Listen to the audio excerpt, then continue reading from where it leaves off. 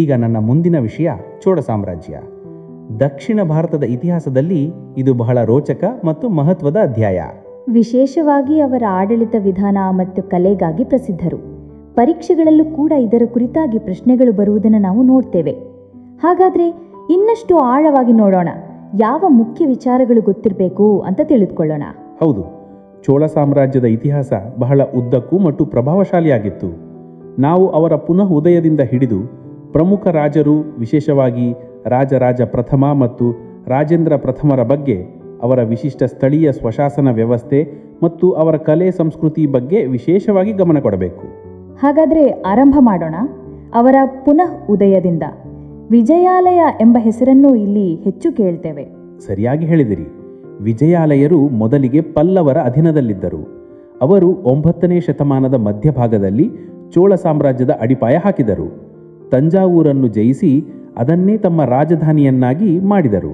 ಅವರ ನಂತರ ಆದಿತ್ಯ ಪ್ರಥಮರು ಪಲ್ಲವರ ಶಕ್ತಿಯನ್ನು ಸಂಪೂರ್ಣವಾಗಿ ನಾಶ ಮಾಡಿದರು. ಆದರೆ ನಿಜವಾದ ಸುವರ್ಣಯುಗವು ರಾಜರಾಜ ಪ್ರಥಮ ಮತ್ತು ಅವರ ಮಗ ರಾಜೇಂದ್ರ ಪ್ರಥಮರ ಕಾಲದಲ್ಲೇ ಬಂದಿದೆ. ರಾಜರಾಜ ಪ್ರಥಮ, ಒಳ್ಳೆಯದು. ತಂಜಾವೂರಿನ ಪ್ರಸಿದ್ಧ ಬೃಹದೇಶ್ವರ ದೇವಾಲಯ ಅವರ ಕೊಡುಗೆ ಅಲ್ಲವೇ? ಹೌದು ಹೌದು, ಅದೇ. ಆದರೆ ಆಡಳಿತಗಾರರಾಗಿ ಅವರ ದೊಡ್ಡ ಸಾಧನೆ ಯಾವುದು ಎಂದು ಪರಿಗಣಿಸಲಾಗುತ್ತದೆ? ದೇವಾಲಯವು ಅಪ್ರತಿಮವಾದದ್ದು, ದ್ರಾವಿಡ ವಾಸ್ತುಶಿಲ್ಪನ ಅದ್ಭುತ ಮಾದರಿ. ಅವರನ್ನು ಶಿವಪಾದಶೇಖರ ಎಂದು ಕರೆಯುತ್ತಿದ್ದರು, ಏಕೆಂದರೆ ಅವರು ಶಿವಭಕ್ತರಾಗಿದ್ದರು. ಆದರೆ ಆಡಳಿತದ ದೃಷ್ಟಿಯಿಂದ ನೋಡಿದರೆ ಮೊದಲ ಬಾರಿಗೆ ಪೂರ್ಣ ಸಾಮ್ರಾಜ್ಯದಲ್ಲಿ ಭೂಸಮೀಕ್ಷೆ ನಡೆಸಿದದ್ದು ದೊಡ್ಡದು, ದೂರದರ್ಶಿ ಹೆಜ್ಜೆ. ಭೂಸಮೀಕ್ಷೆ? ಹೌದು. ಅದರಿಂದಲೇ ತೆರಿಗೆ ವ್ಯವಸ್ಥೆ ತುಂಬಾ ನಿಖರವಾಗಿ ನಡೆಯಿತು. ಅವರು ದಕ್ಷಿಣ ಭಾರತದ ದೊಡ್ಡ ಭಾಗವನ್ನೇ ಜಯಿಸಿದರು. ಅಲ್ಲದೆ ಶ್ರೀಲಂಕೆಯ ಉತ್ತರ ಭಾಗ ಮತ್ತು ಮಾಲ್ದೀವ್ಸ್ಗಳವರೆಗೆ ಪ್ರಭಾವ ವಿಸ್ತರಿಸಿದರು. ನಂತರ ಬಂದವರು ರಾಜೇಂದ್ರ ಪ್ರಥಮ. ಅವರನ್ನು ಗಂಗೈಕೊಂಡ ಚೋಳ ಎಂದು ಕರೆಯುತ್ತಾರೆ. ಆ ಬಿರುದು ತುಂಬಾ ವಿಶಿಷ್ಟವಾಗಿದೆ. ಯಾಕೆ? ಹೌದು, ಅದರ ಹಿಂದೆ ದೊಡ್ಡ ಕಥೆ ಇದೆ. ರಾಜೇಂದ್ರ ಪ್ರಥಮರು ತಮ್ಮ ತಂದೆಯನ್ನು ಮೀರಿದರು. ಅವರು ಶ್ರೀಲಂಕಾಯನ್ನೆಲ್ಲ ಜಯಿಸಿದರು. ನಂತರ ಉತ್ತರ ಭಾರತದ ಗಂಗೆಯವರೆಗೂ ಯಶಸ್ವಿ ಸೈನಿಕ ಯಾತ್ರೆ ನಡೆಸಿದರು. ಬಂಗಾಳದ ಪಾಲ ರಾಜ ಮಹಿಪಾಲರನ್ನು ಸೋಲಿಸಿದರು. ಆ ಜಯದ ನಂತರವೇ ಅವರು ಗಂಗೈಕೊಂಡ ಚೋಳ ಎಂಬ ಬಿರುದು ಪಡೆದರು. ಮತ್ತು ಗಂಗೈಕೊಂಡ ಚೋಳಪುರಂ ಎಂಬ ಹೊಸ ರಾಜಧಾನಿ ಹಾಗೂ ದೊಡ್ಡ ದೇವಾಲಯವನ್ನು ನಿರ್ಮಿಸಿದರು. ಅವರ ನೌಕಾಪಡೆ ಎಷ್ಟು ಬಲಿಷ್ಠವಾಗಿತ್ತು ಅಂದರೆ ಬಂಗಾಳ ಖಾಡಿ ಚೋಳರ ಸರೋವರದಂತಾಗಿತ್ತು. ಅದ್ಭುತ. ಹೌದು, ಅವರಿಗೆ ಪಂಡಿತ ಚೋಳ ಎಂದೂ ಕರೆಯಲಾಗುತ್ತಿತ್ತು. ಬಹುಶಃ ಅವರ ವಿದ್ಯಾಭ್ಯಾಸದ ಕಾರಣ. ಸರಿ, ಕುಲೋತ್ತಂಗ ಪ್ರಥಮರ ಹೆಸರು ಬರುತ್ತದೆ. ಅವರು ಏನು ವಿಶೇಷ ಮಾಡಿದರು? ಕುಲೋತ್ತಂಗ ಪ್ರಥಮರ ಕಾಲದಲ್ಲಿ ವೇಂಗಿ ಚಾಲುಕ್ಯ ರಾಜ್ಯ ಸಂಪೂರ್ಣವಾಗಿ ಚೋಳ ಸಾಮ್ರಾಜ್ಯದಲ್ಲಿ ಲೀನವಾಯಿತು. ಮತ್ತೊಂದು ಮುಖ್ಯ ಸಂಗತಿ ಎಂದರೆ ಅವರು ವ್ಯಾಪಾರ ವೃದ್ಧಿಗಾಗಿ ಹಲವು ವಿಧದ ತೆರಿಗೆಗಳನ್ನು ತೆಗೆದುಹಾಕಿದರು. ಹೌದು, ಅದಕ್ಕಾಗಿಯೇ ಅವರಿಗೆ ಶುಂಗಮತ ಅಂದರೆ ಕರಗಳನ್ನು ತೆಗೆದುಹಾಕಿದವನು ಎಂದು ಕರೆಯಲಾಗುತ್ತಿತ್ತು. ಅವರು ಚೀನಾಕ್ಕೆ ದೊಡ್ಡ ವ್ಯಾಪಾರ ದಳವನ್ನು ಕಳಿಸಿದ್ದರು. ಹೌದು. ಈಗ ಆಡಳಿತದ ಕಡೆಗೆ ಬರುವುದಾದರೆ ವಿಶೇಷವಾಗಿ ಅವರ ಸ್ಥಳೀಯ ಸ್ವಶಾಸನ ವ್ಯವಸ್ಥೆಯ ಬಗ್ಗೆ ಹೆಚ್ಚು ಚರ್ಚೆ ಇದೆ. ಅದು ಎಷ್ಟು ವಿಶೇಷವಾಗಿತ್ತು? ಅದು ಚೋಳ ಆಡಳಿತದ ಅತ್ಯಂತ ದೊಡ್ಡ ವೈಶಿಷ್ಟ್ಯ. ಅಂದರೆ ಅದನ್ನೇ ಅವರ ಯೂನಿಕ್ ಸೆಲ್ಲಿಂಗ್ ಪಾಯಿಂಟ್ ಅಂತ ಹೇಳ್ಬೋದು. ಅದರ ವಿವರವನ್ನು ನಮಗೆ ಉತ್ತರ ಮೇರೂರು ಶಾಸನಗಳಿಂದ ತಿಳಿಯುತ್ತದೆ. ಗ್ರಾಮಗಳಲ್ಲಿ ತಮ್ಮದೇ ಸಭೆಗಳಿರುತ್ತಿದ್ದವು. ಅಷ್ಟು ಮಾತ್ರವಲ್ಲ, ಉರ್ ಎಂದರೆ ಸಾಮಾನ್ಯ ಜನರ ಸಭೆ. ಸಭೆ ಅಥವಾ ಮಹಾಸಭೆ ಬ್ರಾಹ್ಮಣರಿಗೆ ದಾನ ನೀಡಲಾದ ಗ್ರಾಮಗಳಲ್ಲಿ ಇತ್ತು. ಅವುಗಳನ್ನು ಅಗ್ರಹಾರ ಎಂದು ಕರೆಯಲಾಗುತ್ತಿತ್ತು. ಈ ಸಭೆಗಳು ಬಹಳ ಮಟ್ಟಿಗೆ ಸ್ವಾಯತ್ತವಾಗಿದ್ದವು. ಅಂದರೆ ತಾವೇ ತಮಗೆ ತಾವು ತೀರ್ಮಾನ ತೆಗೆದುಕೊಳ್ಳುತ್ತಿದ್ದವು. ಆ ಸಭೆಯ ಸದಸ್ಯರನ್ನು ಯಾಕೆ ಆಯ್ಕೆ ಮಾಡಲಾಗ್ತಿತ್ತು? ಚುನಾವಣೆ ಇತ್ತೇ? ಹೌದು, ಒಂದು ರೀತಿಯ ಲಾಟರಿ ಪದ್ಧತಿ ಇತ್ತು. ಅದನ್ನು ಕುಡುಳೆ ಪದ್ಧತಿ ಎಂದು ಕರೆಯುತ್ತಿದ್ದರು. ಸದಸ್ಯರ ಹೆಸರನ್ನು ಚೀಟಿಗಳ ಮೇಲೆ ಬರೆದು ಹಾಕಲಾಗುತ್ತಿತ್ತು. ಅಲ್ಲಿ ಆಯ್ಕೆಯಾಗುತ್ತಿದ್ದವರು ವಿವಿಧ ಸಮಿತಿಗಳಲ್ಲಿ ವಾರಿಯಂ ಎಂದು ಕರೆಯುತ್ತಿದ್ದರು. ಉದಾಹರಣೆಗೆ ತೋಟಗಳ ಸಮಿತಿ, ಕೆರೆ ಕೊಳಗಳ ನಿರ್ವಹಣಾ ಸಮಿತಿ ಇತ್ಯಾದಿ. ಅವರ ಕಾರ್ಯಾವಧಿ ಸುಮಾರು 3 ವರ್ಷವಾಗಿತ್ತು. ಹೌದು. ಮತ್ತು ಯಾರಾದರೂ ಭ್ರಷ್ಟಾಚಾರ ಅಥವಾ ತಪ್ಪು ಕಾರ್ಯದಲ್ಲಿ ಸಿಕ್ಕಿಬಿದ್ದರೆ ಅವರನ್ನು ಮರು ಆಯ್ಕೆ ಮಾಡಲಾಗುತ್ತಿರಲಿಲ್ಲ. ಅಯ್ಯೋ ವಾ, ಆ ಕಾಲದಲ್ಲಿ ಇಷ್ಟು ಕ್ರಮಬದ್ಧ ವ್ಯವಸ್ಥೆ ಇದೆ, ನಿಜಕ್ಕೂ ಅಚ್ಚರಿಯೇ. ಹೌದು, ಅದ್ಭುತ. ಆ ಕಾಲದಲ್ಲೂ ಕೂಡ. ಸರಿ, ಈಗ ಸಂಪೂರ್ಣ ಸಾಮ್ರಾಜ್ಯದ ರಚನೆ ಹೇಗಿತ್ತು? ಪ್ರಾಂತ್ಯಗಳ ಬಗ್ಗೆ ಹೇಳಿ. ಸಾಮ್ರಾಜ್ಯವನ್ನು ಪ್ರಾಂತ್ಯಗಳಾಗಿ ವಿಭಜಿಸಲಾಗಿತ್ತು. ಅವುಗಳನ್ನು ಮಂಡಲಂ ಎಂದರು. ಮಂಡಲಂ, ಹೌದು. ನಂತರ ವಲನಾಡು, ನಾಡು, ಇಂದಿನ ಜಿಲ್ಲೆಗಳಂತೆ. ಅದರ ನಂತರ ಕುರುಂ ಅಂದರೆ ಹಳ್ಳಿಗಳ ಗುಂಪು. ಹೌದು, ಸರಿಯೇ, ಕುರುಂ. ಈಗ ಆರ್ಥಿಕತೆ ಮತ್ತು ಸಮಾಜದ ಕುರಿತು ಹೇಳಿ. ಅರ್ಥಕತೆಯ ಮುಖ್ಯ ಆಧಾರ ಕೃಷಿಯೇ.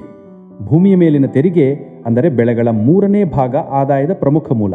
ಆದರೆ ವ್ಯಾಪಾರ, ವಿಶೇಷವಾಗಿ ಸಮುದ್ರ ವ್ಯಾಪಾರವು ಬಹಳ ಪ್ರಬಲವಾಗಿತ್ತು. ಹೌದು, ಮಣಿಗ್ರಾಮ ಮತ್ತು ವಲ್ಲಂಜಿಯರ್ ಎಂಬ ದೊಡ್ಡ ವ್ಯಾಪಾರಿ ಸಂಘಟನೆಗಳು ದಕ್ಷಿಣ, ಪೂರ್ವ ಏಷ್ಯಾ ಮತ್ತು ಚೀನಾದವರೆಗೂ ವ್ಯಾಪಾರ ನಡೆಸುತ್ತಿದ್ದವು. ಒಳ್ಳೆಯದು. ಸಾಮಾಜಿಕವಾಗಿ ನೋಡಿದರೆ ಜಾತಿ ವ್ಯವಸ್ಥೆ ಆ ಕಾಲದಲ್ಲಿ ಸಮಾಜ ಬಹಳ ಕಠಿಣವಾಗಿತ್ತು. ಸತಿ ಪ್ರಥೆ ಮತ್ತು ದೇವದಾಸಿ ಪ್ರಥೆಯಂತಹ ಕೆಟ್ಟ ಆಚರಣೆಗಳು ದೇವಸ್ಥಾನಗಳಲ್ಲಿದ್ದವು. ಹೌದು, ದಾಸಪ್ರಥೆಯೂ ಕೂಡ ನಡೆಯುತ್ತಿತ್ತು. ಕಲೆ ಬಗ್ಗೆ ಹೇಳುವುದಾದರೆ ನೀನು ಬೃಹದೇಶ್ವರ ದೇವಾಲಯವನ್ನು ಉಲ್ಲೇಖಿಸಿದೆಯಲ್ಲ, ಅದರ ಜೊತೆಗೆ ಹೌದು, ಚೋಳ ಕಾಲವನ್ನು ದ್ರಾವಿಡ ದೇವಾಲಯ ನಿರ್ಮಾಣ ಶೈಲಿಯ ಸುವರ್ಣ ಯುಗವೆಂದು ಪರಿಗಣಿಸಲಾಗುತ್ತದೆ. ತಂಜಾವೂರಿನ ರಾಜರಾಜೇಶ್ವರ ಅಂದರೆ ಬೃಹದೇಶ್ವರ ದೇವಾಲಯ ಮತ್ತು ಗಂಗೈಕೊಂಡ ಚೋಳಪುರಂ ದೇವಾಲಯ ಅದಕ್ಕೆ ಅತ್ಯುತ್ತಮ ಉದಾಹರಣೆಗಳು. ವಿಶೇಷವಾಗಿ ಕಂಚಿನಿಂದ ಮಾಡಿದ ನಟರಾಜರ ಮೂರ್ತಿಗಳು ವಿಶ್ವದಾದ್ಯಂತ ಪ್ರಸಿದ್ಧ. ಹೌದು, ನಾನು ನೋಡಿದ್ದೇನೆ. ಅದ್ಭುತವಾಗಿರುತ್ತವೆ. ಶಿವನ ತಾಂಡವ ನೃತ್ಯದ ಅದ್ಭುತ ಚಿತ್ರಣವನ್ನು ಕೊಡುತ್ತವೆ. ಸಾಹಿತ್ಯದಲ್ಲಿಯೂ ಕೂಡ ವಿಶೇಷ ಬೆಳವಣಿಗೆ ಆಯಿತು. ತಮಿಳು ಸಾಹಿತ್ಯ ಬಹಳ ಅಭಿವೃದ್ಧಿಯಾಯಿತು. ಕಂಬನ ತಮಿಳು ರಾಮಾಯಣವು ಇದೇ ಕಾಲದ ಕೊಡುಗೆ. ಓಕೆ, ಕಂಬರಾಮಾಯಣ. ಹೌದು. ಧರ್ಮದ ವಿಷಯಕ್ಕೆ ಬಂದರೆ ಶೈವ ಮತ್ತು ವೈಷ್ಣವ ಮತಗಳು ಜನಪ್ರಿಯವಾಗಿದ್ದವು. ನಯನಾರರು ಅಂದರೆ ಶಿವಭಕ್ತರು, ಆಳ್ವಾರುಗಳು ಅಂದರೆ ವಿಷ್ಣು ಭಕ್ತರು, ಇವರು ದಕ್ಷಿಣದಲ್ಲಿ ಭಕ್ತಿ ಚಳವಳಿಯನ್ನು ಬಹಳ ಹರಡಿದರು. ಹೀಗಾಗಿ ಇವು ಚೋಳ ಸಾಮ್ರಾಜ್ಯದ ಕೆಲವು ಮುಖ್ಯ ವಿಚಾರಗಳು. ಅವರ ಆಡಳಿತ ವ್ಯವಸ್ಥೆ, ಕಲೆ, ಸಮುದ್ರದ ಶಕ್ತಿ ಇವು ಗಮನಾರ್ಹ. ಅವರ ಸ್ಥಳೀಯ ಸ್ವಶಾಸನ ವ್ಯವಸ್ಥೆಯನ್ನು ನೋಡಿದರೆ ಇಂದಿಗೂ ಅದರಿಂದ ಕಲಿಯಬಹುದೆಂಬ ಭಾವನೆ ಬರುತ್ತದೆ. ಖಂಡಿತ. ಒಗ್ಗಟ್ಟಾದ ಆಡಳಿತ, ಬಲಿಷ್ಠ ಸೇನೆ ಮತ್ತು ಕಲೆ ಸಂಸ್ಕೃತಿಯಲ್ಲಿ ಅವರ ಕೊಡುಗೆ ಇವುಗಳೆಲ್ಲ ಅವರಿಗೆ ದಕ್ಷಿಣ ಭಾರತದ ಇತಿಹಾಸದಲ್ಲಿ ಎತ್ತರದ ಸ್ಥಾನ ಕೊಟ್ಟಿವೆ. ಸರಿ, ಈಗ ಮುಂದಿನ ವಿಷಯಕ್ಕೆ ಬರುವುದಾದರೆ ದಿಲ್ಲಿ ಸುಲ್ತಾನತ್. ವಿಶೇಷವಾಗಿ ಅದರ ಆರಂಭಿಕ ಅವಧಿ. ವಿದೇಶಿ ದಾಳಿಗಳು ನಡೆದವು. ನಂತರ ಮೊದಲ ವಂಶ ಗುಲಾಮ ವಂಶ. ಹೌದು, ಗುಲಾಮ ವಂಶವನ್ನು ಮಾಮ್ಲೂಕ್ ವಂಶವೆಂದು ಕರೆಯುತ್ತಾರೆ.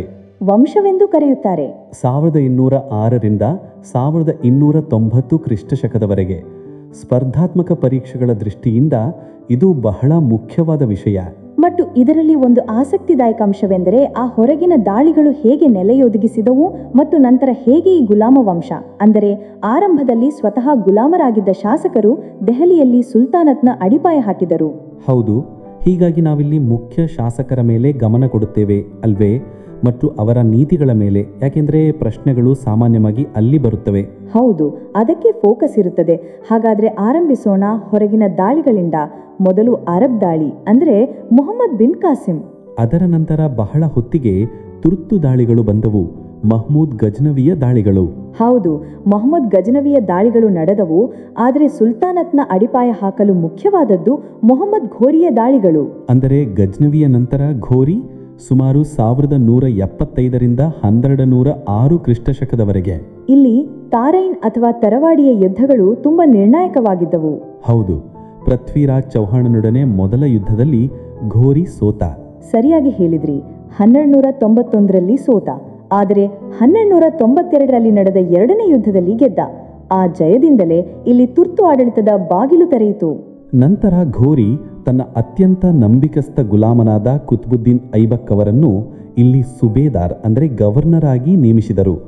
ಘೋರಿಯ ಸಾವಿನ ನಂತರವೇ ಗುಲಾಮ ವಂಶದ ಕಥೆ ಆರಂಭವಾಯಿತು. ಹೌದು, ಕುತ್ಬುದ್ದೀನ್ ಐಬಕ್ 1206ರಿಂದ 1210ರವರೆಗೆ ಮೊದಲ ಸುಲ್ತಾನ್. ಅವರಿಗೆ ಲಾಕ್ ಬಕ್ಷ್ ಎಂದು ಕರೆಯಲಾಗುತ್ತಿತ್ತು. ಹೌದು, ಲಕ್ಷಾಂತರ ದಾನ ಕೊಡುವವನು ಎಂದರ್ಥ. ಅವರು ತುಂಬಾ ದಾನಶೀಲರಾಗಿದ್ದರು. ಹೌದು, ಅವರ ದಾನಶೀಲತೆಯಿಂದಲೇ ಅವರು ಲಾಹೋರಿನಿಂದ ಆಡಳಿತ ಆರಂಭಿಸಿದರು. ದೆಹಲಿಯಿಂದಲ್ವೇ? ಇಲ್ಲ, ಆರಂಭ ಲಾಹೋರಿನಿಂದಲೇ. ಆದರೆ ದಿಲ್ಲಿಯಲ್ಲಿ ಕುವತ್ತುಲ್ ಇಸ್ಲಾಂ ಮಸೀದಿ ಕಟ್ಟಿಸಿದರು. ಅಜ್ಮೀರಿನಲ್ಲಿ ಅಢಾಯ್ ದಿನ್ ಖಾ ಜೋಪ್ರಾ ಎಂಬ ಕಟ್ಟಡ. ಮತ್ತು ಕುತುಬ್ ಮಿನಾರ್ ಅದನ್ನು ಐಬಕ್ ಆರಂಭಿಸಿದರಲ್ವೇ? ಹೌದು, ದಿಲ್ಲಿಯ ಗುರುತು ಆಗಿರುವ ಕುತುಬ್ ಮಿನಾರ್ನ ಅಡಿಪಾಯವನ್ನು ಐಬಕ್ ಹಾಕಿದರು. ಆದರೆ ಸಂಪೂರ್ಣ ಕಟ್ಟಲಾಗಲಿಲ್ಲ. ಅವರ ಸಾವು ಅಚ್ಚರಿಯ ರೀತಿಯಲ್ಲಾಯಿತು. ಹೇಗೆ? ಅವರು ಚೌಗಾನಾಟ ಅಂದ್ರೆ ಇಂದಿನ ಪೋಲೋ ಆಡುತ್ತಿದ್ದರು. ಕುದುರೆಯಿಂದ ಬಿದ್ದು ಸಾವನ್ನಪ್ಪಿದರು. ಓ, ಹಾಗಾದರೆ ಐಬಕ್ ನಂತರ ಸುಲ್ತಾನತ್ಗೆ ಬಲ ತುಂಬಿದವರು ಯಾರು? ಅಂದರೆ ನಿಜವಾದ ಸಂಸ್ಥಾಪಕ ಯಾರು? ಇದು ಒಳ್ಳೆಯ ಪ್ರಶ್ನೆ. ಐಬಕ್ ಸಂಸ್ಥಾಪಕರಾದರೂ ಗುಲಾಮ ವಂಶದ ನಿಜವಾದ ಸಂಸ್ಥಾಪಕ ಎಂದು ಕರೆಯಲ್ಪಡುವವರು ಇಲ್ತುತ್ಮಿಶ್ 1211ರಿಂದ 1236ರವರೆಗೆ. ಇಲ್ತುತ್ಮಿಶ್ ಏನು ವಿಶೇಷ ಮಾಡಿದರು? ಮೊದಲ ದೊಡ್ಡ ಕೆಲಸವೆಂದರೆ ಅವರು ರಾಜಧಾನಿಯನ್ನು ಲಾಹೋರಿನಿಂದ ದೆಹಲಿಗೆ ತಂದರು. ಹೀಗಾಗಿ ದೆಹಲಿ ಸುಲ್ತಾನತ್ನ ರಾಜಧಾನಿಯಾಯಿತು. ಇದು ಮುಖ್ಯವಾದ ವಿಚಾರ. ಹೌದು. ನಂತರ ಅವರು ನಾಣ್ಯ ವ್ಯವಸ್ಥೆಯನ್ನು ಸುಧಾರಿಸಿದರು, ಮಾನಕ ನಾಣ್ಯಗಳನ್ನು ಚಲಾಯಿಸಿದರು, ಬೆಳ್ಳಿಯ ಟಂಕ ಮತ್ತು ತಾಮ್ರದ ಜೀತಲ್. ಈ ಹೆಸರುಗಳು ಪ್ರಶ್ನೆಗಳಲ್ಲಿ ತುಂಬ ಬರುತ್ತವೆ. ಟಂಕ ಮತ್ತು ಜೀತಲ್, ಸರಿ. ಆಡಳಿತಕ್ಕಾಗಿ ಅವರು ಇಕ್ತಾ ಪದ್ಧತಿಯನ್ನು ಸರಿಯಾಗಿ ಜಾರಿಗೆ ತಂದರು. ಅಂದ್ರೆ ಅಧಿಕಾರಿಗಳಿಗೆ ನಗದು ಸಂಬಳ ಬದಲು ಭೂಮಿಯನ್ನು ಕೊಡಲಾಗುತ್ತಿತ್ತು. ಅದರಿಂದ ಅವರು ಆದಾಯ ಪಡೆದು ಸೇನೆಯನ್ನು ಇಡುತ್ತಿದ್ದರು. ಸರಿ. ಈ ಇಕ್ತಾ ವಿವರ್ತೆ ಮತ್ತು ಚಹಲ್ಗಾನಿ ಎಂಬ ಗುಂಪನ್ನು ಇಲ್ತುತ್ಮಿಶ್ ರಚಿಸಿದರಲ್ವಾ? ಹೌದು. ತುರ್ಕಾನಿ ಚಹಲ್ಗಾನಿ ಅಥವಾ ಚಾಲೀಸಾ ಇದು 40 ನಂಬಿಕಸ್ಥ ತುರ್ತು ಸರ್ದಾರರ ಗುಂಪಾಗಿತ್ತು. ಬಹಳ ಶಕ್ತಿಶಾಲಿಯಾಗಿತ್ತು. ಹೌದು. ಕುತುಬ್ ಮಿನಾರ್ ಐಬಕ್ ಆರಂಭಿಸಿದ್ದ, ಆದರೆ ಅದನ್ನು ಪೂರ್ಣಗೊಳಿಸಿದ್ದು ಇಲ್ತುತಮಿಶ್. ಸರಿ. ಅವನ ಕಾಲದಲ್ಲಿ ಯಾವುದಾದ್ರೂ ದೊಡ್ಡ ಸವಾಲು ಬಂತೆ? ಹೊರಗಿನ ದಾಳಿ ಹೀಗೇನಾದರೂ? ಹೌದು, ತುಂಬ ದೊಡ್ಡ ಸವಾಲಿತ್ತು. ಮಂಗೋಲ್ ದಾಳಿಗಾರ ಚೆಂಗೇಜ್ ಖಾನ್ನ ಭೀತಿ ಮಾಡುವಂತಿದ್ದಿತು. ಆದರೆ ಇಲ್ತುತಮಿಶ್ ದೊಡ್ಡ ರಾಜತಂತ್ರ ತೋರಿದ. ಅವನು ಚೆಂಗೇಜ್ ಖಾನ್ನ ಶತ್ರುವಿಗೆ ಆಶ್ರಯ ನೀಡಲು ನಿರಾಕರಿಸಿದ. ಅದರಿಂದ ದೆಹಲಿಯನ್ನೇ ಉಳಿಸಿಕೊಂಡ. ವಾಹ್, ತುಂಬ ವಿವೇಕದಿಂದ ಮಾಡಿದ ಕೆಲಸ ಅದು. ಹೌದು, ಅದು ಅವನ ರಾಜತಾಂತ್ರಿಕ ಜಯವಾಗಿತ್ತು. ಚೆನ್ನಾಗಿದೆ. ಇಲ್ತುತಮಿಶ್ ನಂತರ ಅವನ ಮಗಳು ರಜಿಯಾ ಸುಲ್ತಾನ್ ಬಂದಳು ಅಲ್ವಾ? ಹೌದು. 1236ರಿಂದ 1240ರವರೆಗೆ ದೆಹಲಿಯ ಗದ್ದುಗೆ ಏರಿದ ಏಕೈಕ ಮುಸ್ಲಿಂ ಮಹಿಳಾ ಶಾಸಕಿ. ಆ ಕಾಲಕ್ಕೆ ಇದು ತುಂಬ ದೊಡ್ಡ ವಿಷಯ. ಹೌದು, ಬಹಳ ಅಸಾಧಾರಣ ವಿಷಯ. ರಜಿಯಾ ಶಕ್ತಿಶಾಲಿಯಾಗಿದ್ಲು, ಅವಳಲ್ಲಿ ಸಾಮರ್ಥ್ಯ ಇತ್ತು. ಪುರುಷರಂತೆ ಆಡಳಿತ ನಡೆಸಲು ಪ್ರಯತ್ನಿಸಿದಳು. ಅವರಂತೆ ಬಟ್ಟೆ ತೊಟ್ಟು ದರ್ಬಾರ್ ನಡೆಸ್ತಿದ್ಲು. ಆದರೆ ಹೆಚ್ಚು ಕಾಲ ನಿಲ್ಲಲಿಲ್ಲ. ಹೌದು, ವಿಶೇಷವಾಗಿ ಆ ಚಾಲೀಸಾ ಗುಂಪಿನ ಟರ್ಕ್ ಸರ್ದಾರರಿಗೆ ಒಬ್ಬ ಹೆಂಗಸರ ಆದೇಶ ಒಪ್ಪಿಕೊಳ್ಳಲು ಇಷ್ಟವಾಗಲಿಲ್ಲ. ಅವರ ಸ್ವಂತ ಆಕಾಂಕ್ಷೆಗಳು ಇತ್ತವು. ಹೀಗಾಗಿ ಬಂಡಾಯವಾಯಿತು. ಕೊನೆಯಲ್ಲಿ ಹರಿಯಾಣದ ಕೈತಲ್ ಹತ್ತಿರ ಅವಳನ್ನು ಕೊಂದರು. ದುಃಖಕರ ಅಂತ್ಯ. ಹಾಗಾದರೆ ರಜಿಯಾ ನಂತರ ಪರಿಸ್ಥಿತಿ ಗೊಂದಲಗೊಂಡಿರಬೇಕು? ಹೌದು, ಸಾಕಷ್ಟು ಅಶಾಂತಿ ಉಂಟಾಯಿತು. ಕೆಲವು ದುರ್ಬಲ ಶಾಸಕರು ಬಂದರು. ಬಳಿಕ ಗಿಯಾಸುದ್ದೀನ್ ಬಲ್ಬನ್ ಅಧಿಕಾರ ಹಿಡಿದ 1266ರಿಂದ 1286ರವರೆಗೆ. ಆಸಕ್ತಿದಾಯಕ ವಿಷಯ ಏನೆಂದರೆ ಬಲ್ಬನ್ ಕೂಡ ಮೊದಲು ಚಾಲೀಸಾದ ಸದಸ್ಯನಾಗಿದ್ದ. ಹೌದು, ಹಾಗಾಗಿ ಅವನು ಸಮಸ್ಯೆ ಎಲ್ಲಿದೆ ಎಂದು ಚೆನ್ನಾಗಿ ಅರಿತಿದ್ದ. ಅವನು ಅರ್ಥ ಮಾಡಿಕೊಂಡದ್ದು ಸುಲ್ತಾನತ ಉಳಿಯಬೇಕಾದರೆ ಸುಲ್ತಾನನ ಅಧಿಕಾರ ಮತ್ತು ಗೌರವವನ್ನು ಪುನಃ ಸ್ಥಾಪಿಸಬೇಕೆಂದು. ಅದಕ್ಕಾಗಿ ಅವನು ತುಂಬ ಕಠಿಣ ಶಾಸಕರಾಗಿದ್ದ. ಹೌದು, ಕೇಳಿದ್ದೇನೆ. ಅವನ ನೀತಿಗಳು ತುಂಬ ಕಠೋರವಾಗಿದ್ದವು. ಏನು ಮಾಡಿದನು? ಮೊದಲನೆಯದಾಗಿ ಅವನು ಚಾಲೀಸಾದ ಶಕ್ತಿಯನ್ನು ಮುರಿದ. ಅವನನ್ನು ಮೇಲಕ್ಕೆ ತಂದುಕೊಂಡಿದ್ದ ಅದೇ ಗುಂಪನ್ನು ಅವನು ನಾಶ ಮಾಡಿದ. ನಂತರ ದರ್ಬಾರಿನಲ್ಲಿ ಕಠಿಣ ಶಿಸ್ತನ್ನು ಜಾರಿಗೆ ತಂದ.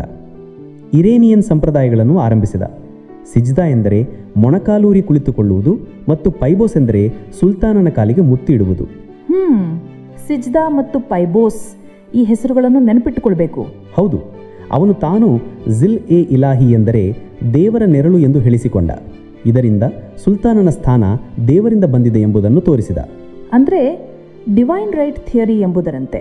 ಹೌದು, ಹೀಗೆ ಹೇಳಬಹುದು. ವಿರೋಧಿಗಳನ್ನು ಎದುರಿಸಲು ಅವನು ಲೋಹ ಮತ್ತು ರಕ್ತ ನೀತಿ ಅಂದರೆ ಬ್ಲಡ್ ಆ್ಯಂಡ್ ಐರನ್ ಪಾಲಿಸಿ ಅನುಸರಿಸಿದ. ಅಂದರೆ ಯಾವುದೇ ದಯೆ ಇಲ್ಲ, ಕಠಿಣವಾಗಿ ಕುಚಡುವುದು. ಲೋಹ ಮತ್ತು ರಕ್ತ ನೀತಿ. ಹೌದು, ಮತ್ತು ಸೈನ್ಯವನ್ನು ಬಲಪಡಿಸಲು ಅವನು ಪ್ರತ್ಯೇಕ ಸೈನಿಕ ಇಲಾಖೆಯನ್ನು ಸ್ಥಾಪಿಸಿದ, ದಿವಾನ್ ಇ ಆರ್ಸ್. ದಿವಾನ್ ಇ ಆರ್ಸ್ ಅಂದರೆ ಸೈನಿಕ ಇಲಾಖೆ. ಹೌದು. ಹೀಗಾಗಿ ಸರಳವಾಗಿ ನೋಡಿದರೆ ಗುಲಾಮ ವಂಶವೇ ದೆಹಲಿಯ ಸುಲ್ತಾನತಿಗೆ ಅಡಿಪಾಯ ಹಾಕಿತು. ಹೌದು, ದೆಹಲಿ ರಾಜಧಾನಿಯಾಗಿ ಪರಿಣಮಿಸಿತು. ಹೌದು. ನಾಣ್ಯ ವ್ಯವಸ್ಥೆ ಬಂತು. ಹೌದು, ಇಕ್ತಾ ತರಹದ ಆಡಳಿತಾತ್ಮಕ ವ್ಯವಸ್ಥೆಗಳು ಆರಂಭವಾದವು ಮತ್ತು ಸೈನಿಕ ಕಟ್ಟಡವು ನಿರ್ಮಾಣವಾಯಿತು. ಸರಿ. ಐಬಕ್, ಇಲ್ತುತಮಿಶ್, ರಜಿಯಾ ಸುಲ್ತಾನ್, ಬಲ್ಬನ್, ಈ 4 ಹೆಸರುಗಳು ಮತ್ತು ಅವರ ಕೆಲಸಗಳು ಪರೀಕ್ಷೆಗೆ ತುಂಬ ಮುಖ್ಯ. ಸಂಪೂರ್ಣ ಸರಿಯೇ ಹೇಳಿದಿರಿ. ಅವರ ಬಿರುದುಗಳು ಅಂದರೆ ಐಬಕ್ಗೆ lock Bakhsh, ಬಲ್ಬನ್ಗೆ Jill A Ilahi, ಇಲ್ತುತಮಿಶ್ನ ನಾಣ್ಯಗಳು ಟಂಕ ಮತ್ತು ಜೀಕಲ್, ಪದ್ಧತಿಗಳು ಸಿಜ್ದಾ ಮತ್ತು ಪೈಬೋಸ್, ನಿರ್ಮಾಣಗಳು ಕುತುಬ್ ಮಿನಾರ್, ಕುವತ್ ಉಲ್ ಇಸ್ಲಾಂ ಮಸೀದಿ ಮತ್ತು ಆಡಳಿತಾತ್ಮಕ ವಿಷಯಗಳು ಇಕ್ತಾ ವ್ಯವಸ್ಥೆ, ಚಾಲೀಸಾದ ಸ್ಥಾಪನೆ ಮತ್ತು ನಂತರ ಬಲ್ಬನ್ ಅದನ್ನು ಮುರಿದದ್ದು, ದಿವಾನ್ ಇ ಅರ್ಜ್, ಇವೆಲ್ಲ ನೆನಪಿಟ್ಟುಕೊಳ್ಳಬೇಕಾದ ಅಂಶಗಳು. ಹೀಗಾಗಿಯೇ ದೆಹಲಿ ಸುಲ್ತಾನತ್ನ ಆರಂಭಿಕ ಹಂತ ಮತ್ತು ಗುಲಾಮ ವಂಶದ ಬಗ್ಗೆ ಒಂದು ಸಂಕ್ಷಿಪ್ತ ಚರ್ಚೆ ಮಾಡಿದ್ವಿ. ಇದನ್ನು ಕೇಳವರಿಗೆ ಅವರ ತಯಾರಿಯಲ್ಲಿ ಖಂಡಿತ ಸಹಾಯಕವಾಗುತ್ತೆ. ಹೌದು, ಮತ್ತು ಕೊನೆಗೆ ಒಂದು ಚಿಂತನೆ ಬಿಟ್ಟು ಹೋಗ್ತೇವೆ. ಈ ಆರಂಭಿಕ ಶಾಸಕರು ಅಂದರೆ ಗುಲಾಮ ವಂಶ ಹಾಕಿದ ಆ ಆಡಳಿತಾತ್ಮಕ ಮತ್ತು ಸೈನಿಕ ಅಡಿಪಾಯ ನಂತರದ ಸುಲ್ತಾನತ್ ಕಾಲದ ಖಿಲ್ಜಿ, ತುಘಲಕ್ ಮತ್ತು ಮುಘಲ್ ಸಾಮ್ರಾಜ್ಯಗಳ ಮೇಲೆ ಎಷ್ಟು ಮತ್ತು ಹೇಗೆ ಪ್ರಭಾವ ಬೀರಿತು? ಬಹಳ ಒಳ್ಳೆಯ ಚಿಂತನೆ ಮಾಡುವ ಬಿಂದು. ಈಗ ನನ್ನ ಮುಂದಿನ ವಿಷಯ ವಿಜಯನಗರ ಸಾಮ್ರಾಜ್ಯ. ಸ್ಪರ್ಧಾತ್ಮಕ ಪರೀಕ್ಷೆಗಳಲ್ಲಿ ವಿಶೇಷವಾಗಿ SSC, UPSC ಮತ್ತು ರಾಜ್ಯ PSCಗಳಿಗೆ ಇದು ಬಹಳ ಮಹತ್ವದ್ದು. ಹೌದು, ಮತ್ತು ವಿಜಯನಗರ ಎಂಬ ಹೆಸರಿನಿಂದಲೇ ತಿಳಿಯುತ್ತದೆ, ವಿಜಯದ ನಗರ. ಇದರ ಅಡಿಪಾಯ 1336ರಲ್ಲಿ ಹರಿಹರ ಮತ್ತು ಬಿಕ್ಕನವರು ಹಾಕಿದರು. ಹೌದು, ಹರಿಹರ ಮತ್ತು ಬಿಕ್ಕ ಇವರು ಸಂಗಮ ವಂಶದವರಲ್ವೇ? ಹೌದು, ಸಂಪೂರ್ಣವಾಗಿ ಸಂಗಮ ವಂಶದವರು. ಇಬ್ಬರು ಸಹೋದರರು ತುಂಗಭದ್ರಾ ನದಿಯ ತೀರದಲ್ಲಿ ಸಾಮ್ರಾಜ್ಯದ ಆರಂಭ ಮಾಡಿದರು.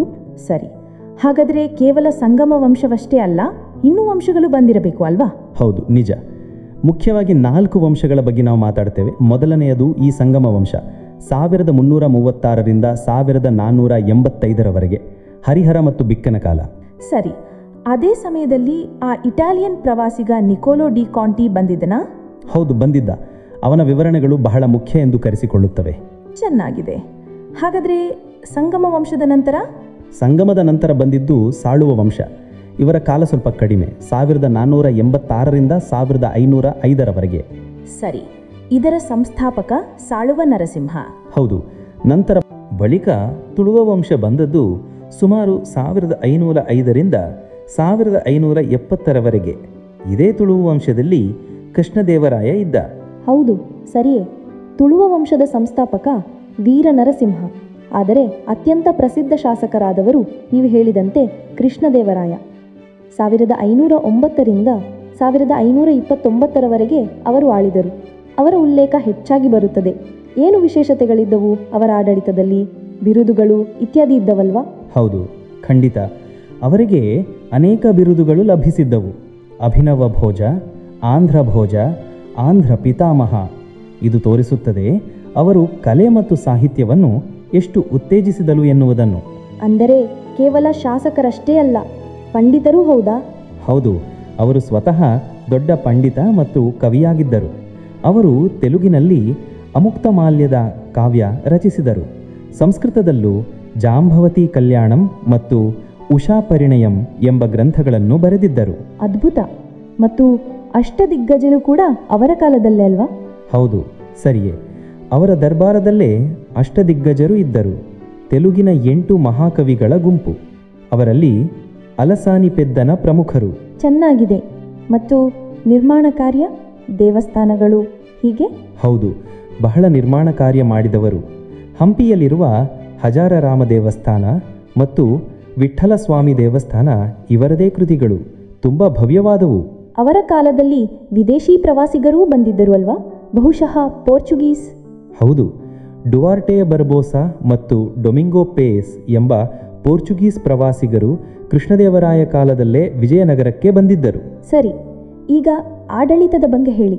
ಇಷ್ಟು ದೊಡ್ಡ ಸಾಮ್ರಾಜ್ಯವನ್ನು ನಡೆಸಲು ಯಾವ ರೀತಿಯ ವ್ಯವಸ್ಥೆ ಇತ್ತು? ಏನಾದರೂ ವಿಶೇಷ ಹೆಸರುಗಳು ಕೇಳಿಬರುತ್ತವೆ? ಹೌದು, 2 ವ್ಯವಸ್ಥೆಗಳು ತುಂಬ ಪ್ರಮುಖ. ಮೊದಲನೆಯದು ನಾಯಂಕರ್ ವ್ಯವಸ್ಥೆ. ನಾಯಂಕರ್ ವ್ಯವಸ್ಥೆ ಅದೇನು? ಅಂದರೆ ಸೈನ್ಯ ನಾಯಕರಿಗೆ ಅಥವಾ ಮುಖ್ಯಸ್ಥರಿಗೆ ರಾಜನು ಕೆಲವು ಪ್ರದೇಶಗಳನ್ನು ಕೊಡುತ್ತಿದ್ದ. ಅವರು ಆ ಪ್ರದೇಶದ ಆಡಳಿತ ನೋಡಿಕೊಳ್ಳುತ್ತಿದ್ದರು, ತೆರಿಗೆ ಸಂಗ್ರಹಿಸುತ್ತಿದ್ದರು ಮತ್ತು ಸೇನೆ ಇಡುತ್ತಿದ್ದರು. ಇವರನ್ನ ಅಮರ ನಾಯಕರು ಎಂದು ಕರೆಯಲಾಗುತ್ತಿತ್ತು. ಅಂದರೆ ಮಿಲಿಟರಿ ಗವರ್ನರ್ಸ್ ತರಹ? ಹೌದು, ಹೀಗೆ ಹೇಳಬಹುದು. ಇದು ಸಾಮ್ರಾಜ್ಯದ ಮೇಲೆ ಹಿಡಿತ ಇಡಲು ಸಹಾಯ ಮಾಡುತ್ತಿತ್ತು. ಇನ್ನೊಂದು ವ್ಯವಸ್ಥೆ ಅಯ್ಯಂಗಾರ ವ್ಯವಸ್ಥೆ. ಅಯ್ಯಂಗಾರ ವ್ಯವಸ್ಥೆನಾ? ಹೌದು, ಇದು ಗ್ರಾಮ ಆಡಳಿತಕ್ಕೆ ಸಂಬಂಧಪಟ್ಟದ್ದು. ಪ್ರತಿ ಗ್ರಾಮದಲ್ಲೂ 12 ಅಧಿಕಾರಿಗಳ ಗುಂಪು ಇತ್ತು. ಅವು ವಂಶಪಾರಂಪರ್ಯವಾಗಿದ್ದವು. ಅವರು ಗ್ರಾಮದ ಎಲ್ಲ ಕಾರ್ಯ ನೋಡಿಕೊಳ್ಳುತ್ತಿದ್ದರು. ಅಂದರೆ ಇದು ಸ್ಥಳೀಯ ಮಟ್ಟದಲ್ಲಿ ನಡೆಯುತ್ತಿತ್ತು? ಹೌದು, ಸಂಪೂರ್ಣವಾಗಿ ಸ್ಥಳೀಯ ಆಡಳಿತ. ಮತ್ತು ಆ ಕಾಲದಲ್ಲಿ ವಿಜಯನಗರದ ಎದುರಾಳಿಯಾಗಿ ಉತ್ತರದಲ್ಲಿ ಯಾವ ಶಕ್ತಿ ಇತ್ತು? ಉತ್ತರದಲ್ಲಿ ಬಹಮನಿ ಸುಲ್ತಾನಾತ ಇತ್ತು. ಇವರೊಂದಿಗೆ ನಿರಂತರವಾಗಿ ಸಂಘರ್ಷ ನಡೆಯುತ್ತಿತ್ತು. ಮತ್ತು ರಾಜಧಾನಿ ಹಂಪಿಯೇ ಅಲ್ವಾ? ಅದರ ಅವಶೇಷಗಳು ಇನ್ನೂ ಪ್ರಸಿದ್ಧ. ಹೌದು, ಹಂಪಿ ತುಂಗಭದ್ರಾ ನದಿಯ ತೀರದಲ್ಲಿದೆ. ನೀವು ಇಂದು ಹೋದರೂ ಕಮಲಾ ಮಹಲ್, ಮಹಾನವಮಿ ದಿಬ್ಬ, ಆನೆಗಳ ಅಸ್ತಬಲ್ ಇವೆಲ್ಲ ನೋಡಲು ಸಿಗುತ್ತವೆ. ಇದು ಯುನೆಸ್ಕೋ ವರ್ಲ್ಡ್ ಹೆರಿಟೇಜ್ ಸೈಟ್. ಸರಿ, ಇಷ್ಟು ದೊಡ್ಡ ಸಾಮ್ರಾಜ್ಯ ಇದ್ದಾಗಲೂ ಇದರ ಪತನ ಹೇಗೆ ಆಯಿತು?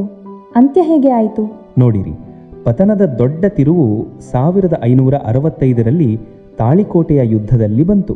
ಇದನ್ನು ರಾಕ್ಷಸ ತಂಗಡಿ ಯುದ್ಧ ಎಂದು ಕರೆಯಲಾಗುತ್ತದೆ. ತಾಳಿಕೋಟೆ 1565. ಇದು ತುಂಬ ನಿರ್ಣಾಯಕ ಯುದ್ಧ.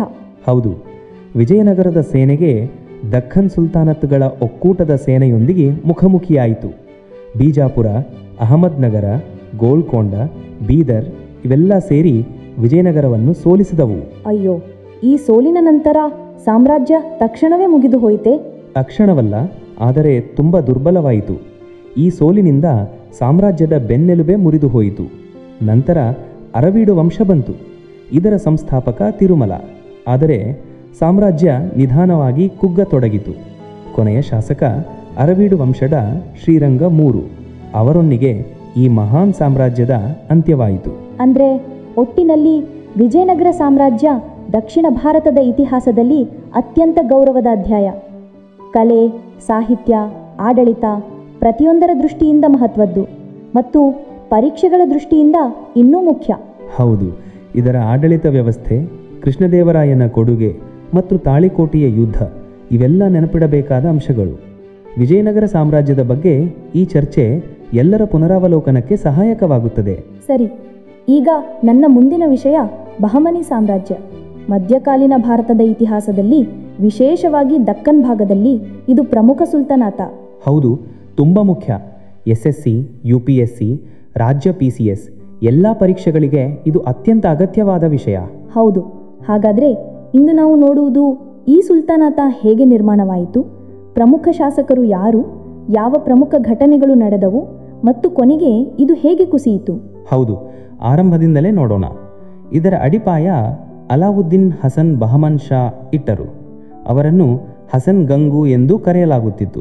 ಹೌದು, ಹಸನ್ ಗಂಗು 1347ರಲ್ಲಿ ಮೊದಲ ರಾಜಧಾನಿ ಗುಲ್ಬರ್ಗ.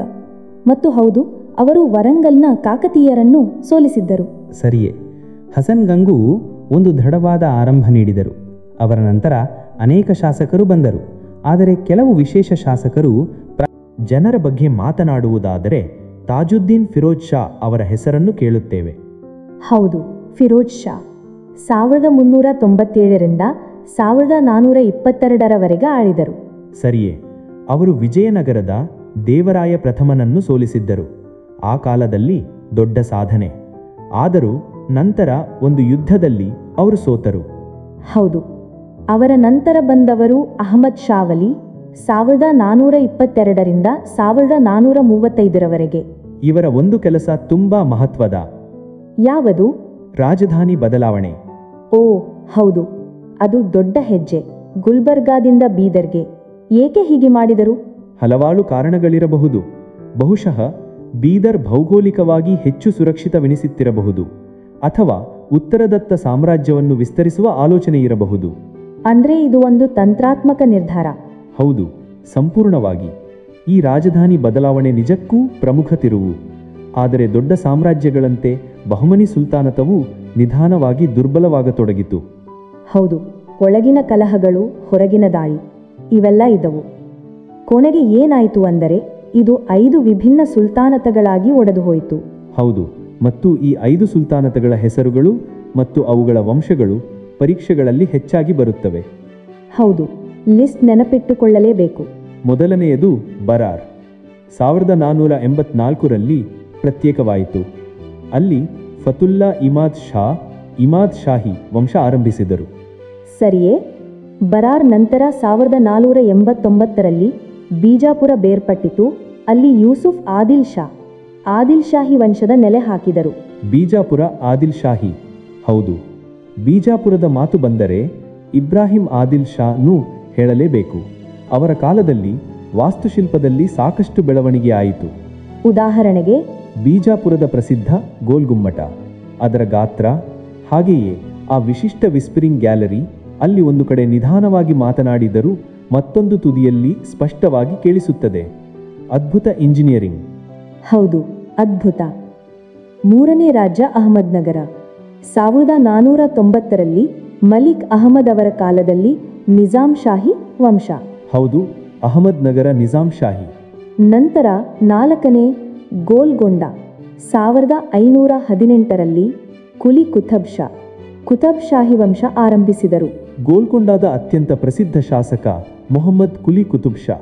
ಹೌದು, ಅವರು ಬಹಳ ಪ್ರಸಿದ್ಧರು. ಅವರು ಹೈದರಾಬಾದ್ ನಗರವನ್ನು ನಿರ್ಮಿಸಿದರು ಮತ್ತು ಪ್ರಸಿದ್ಧ ಚಾರ್ಮಿನಾರ್ ಕಟ್ಟಿಸಿದರು. ಇನ್ನೊಂದು ಪ್ರಮುಖ ಅಂಶ ಅಂದರೆ ಅವರು ಫಾರ್ಸಿಯ ಜೊತೆಗೆ ದಕ್ಕನಿ ಭಾಷೆಗೂ ದರ್ಬಾರದಲ್ಲಿ ಸ್ಥಾನ ನೀಡಿದರು. ಹೌದು, ಸ್ಥಳೀಯ ಭಾಷೆಗೆ ಉತ್ತೇಜನ. ಕೊನೆಗೆ 5ನೇ ರಾಜ್ಯ ಬೀದರ್ ಸುಮಾರು 1526-27ರಲ್ಲಿ ಅಮೀರ್ ಅಲಿ ಬರೀದವರ ಕಾಲದಲ್ಲಿ ಬರೀದ್ ಶಾಹಿ ವಂಶ ಅಂದರೆ 5 ರಾಜ್ಯಗಳು: ಬರಾರ್, ಇಮಾದ್ ಶಾಹಿ 1484, ಬೀಜಾಪುರ ಆದಿಲ್ ಶಾಹಿ 1489, ಅಹಮದ್ ನಗರ ನಿಜಾಮ್ ಶಾಹಿ 1490, ಗೋಲ್ಕೊಂಡ ಕುತುಬ್ ಶಾಹಿ 1518, ಬೀದರ್ ಬರೀದ್ ಶಾಹಿ 1526-27. ಹೌದು, ಇವುಗಳಲ್ಲಿ ಬೀಜಾಪುರ ಮತ್ತು ಗೋಲ್ಕೊಂಡ ತಮ್ಮ ಅದ್ಭುತ ವಾಸ್ತುಶಿಲ್ಪಕ್ಕಾಗಿ ಇಂದಿಗೂ ಪ್ರಸಿದ್ಧ. ಗೋಲ್ ಗುಮ್ಮಟ ಮತ್ತು ಚಾರ್ಮಿನಾರ್ ಸಂಪೂರ್ಣವಾಗಿ ಇವೇ ಮುಖ್ಯಾಂಶಗಳು, ನೆನಪಿಟ್ಟುಕೊಳ್ಳಬೇಕಾದವು. ಸರಿಯೇ. ಮತ್ತು ಇದು ಯೋಚನೀಯವಾದದ್ದು.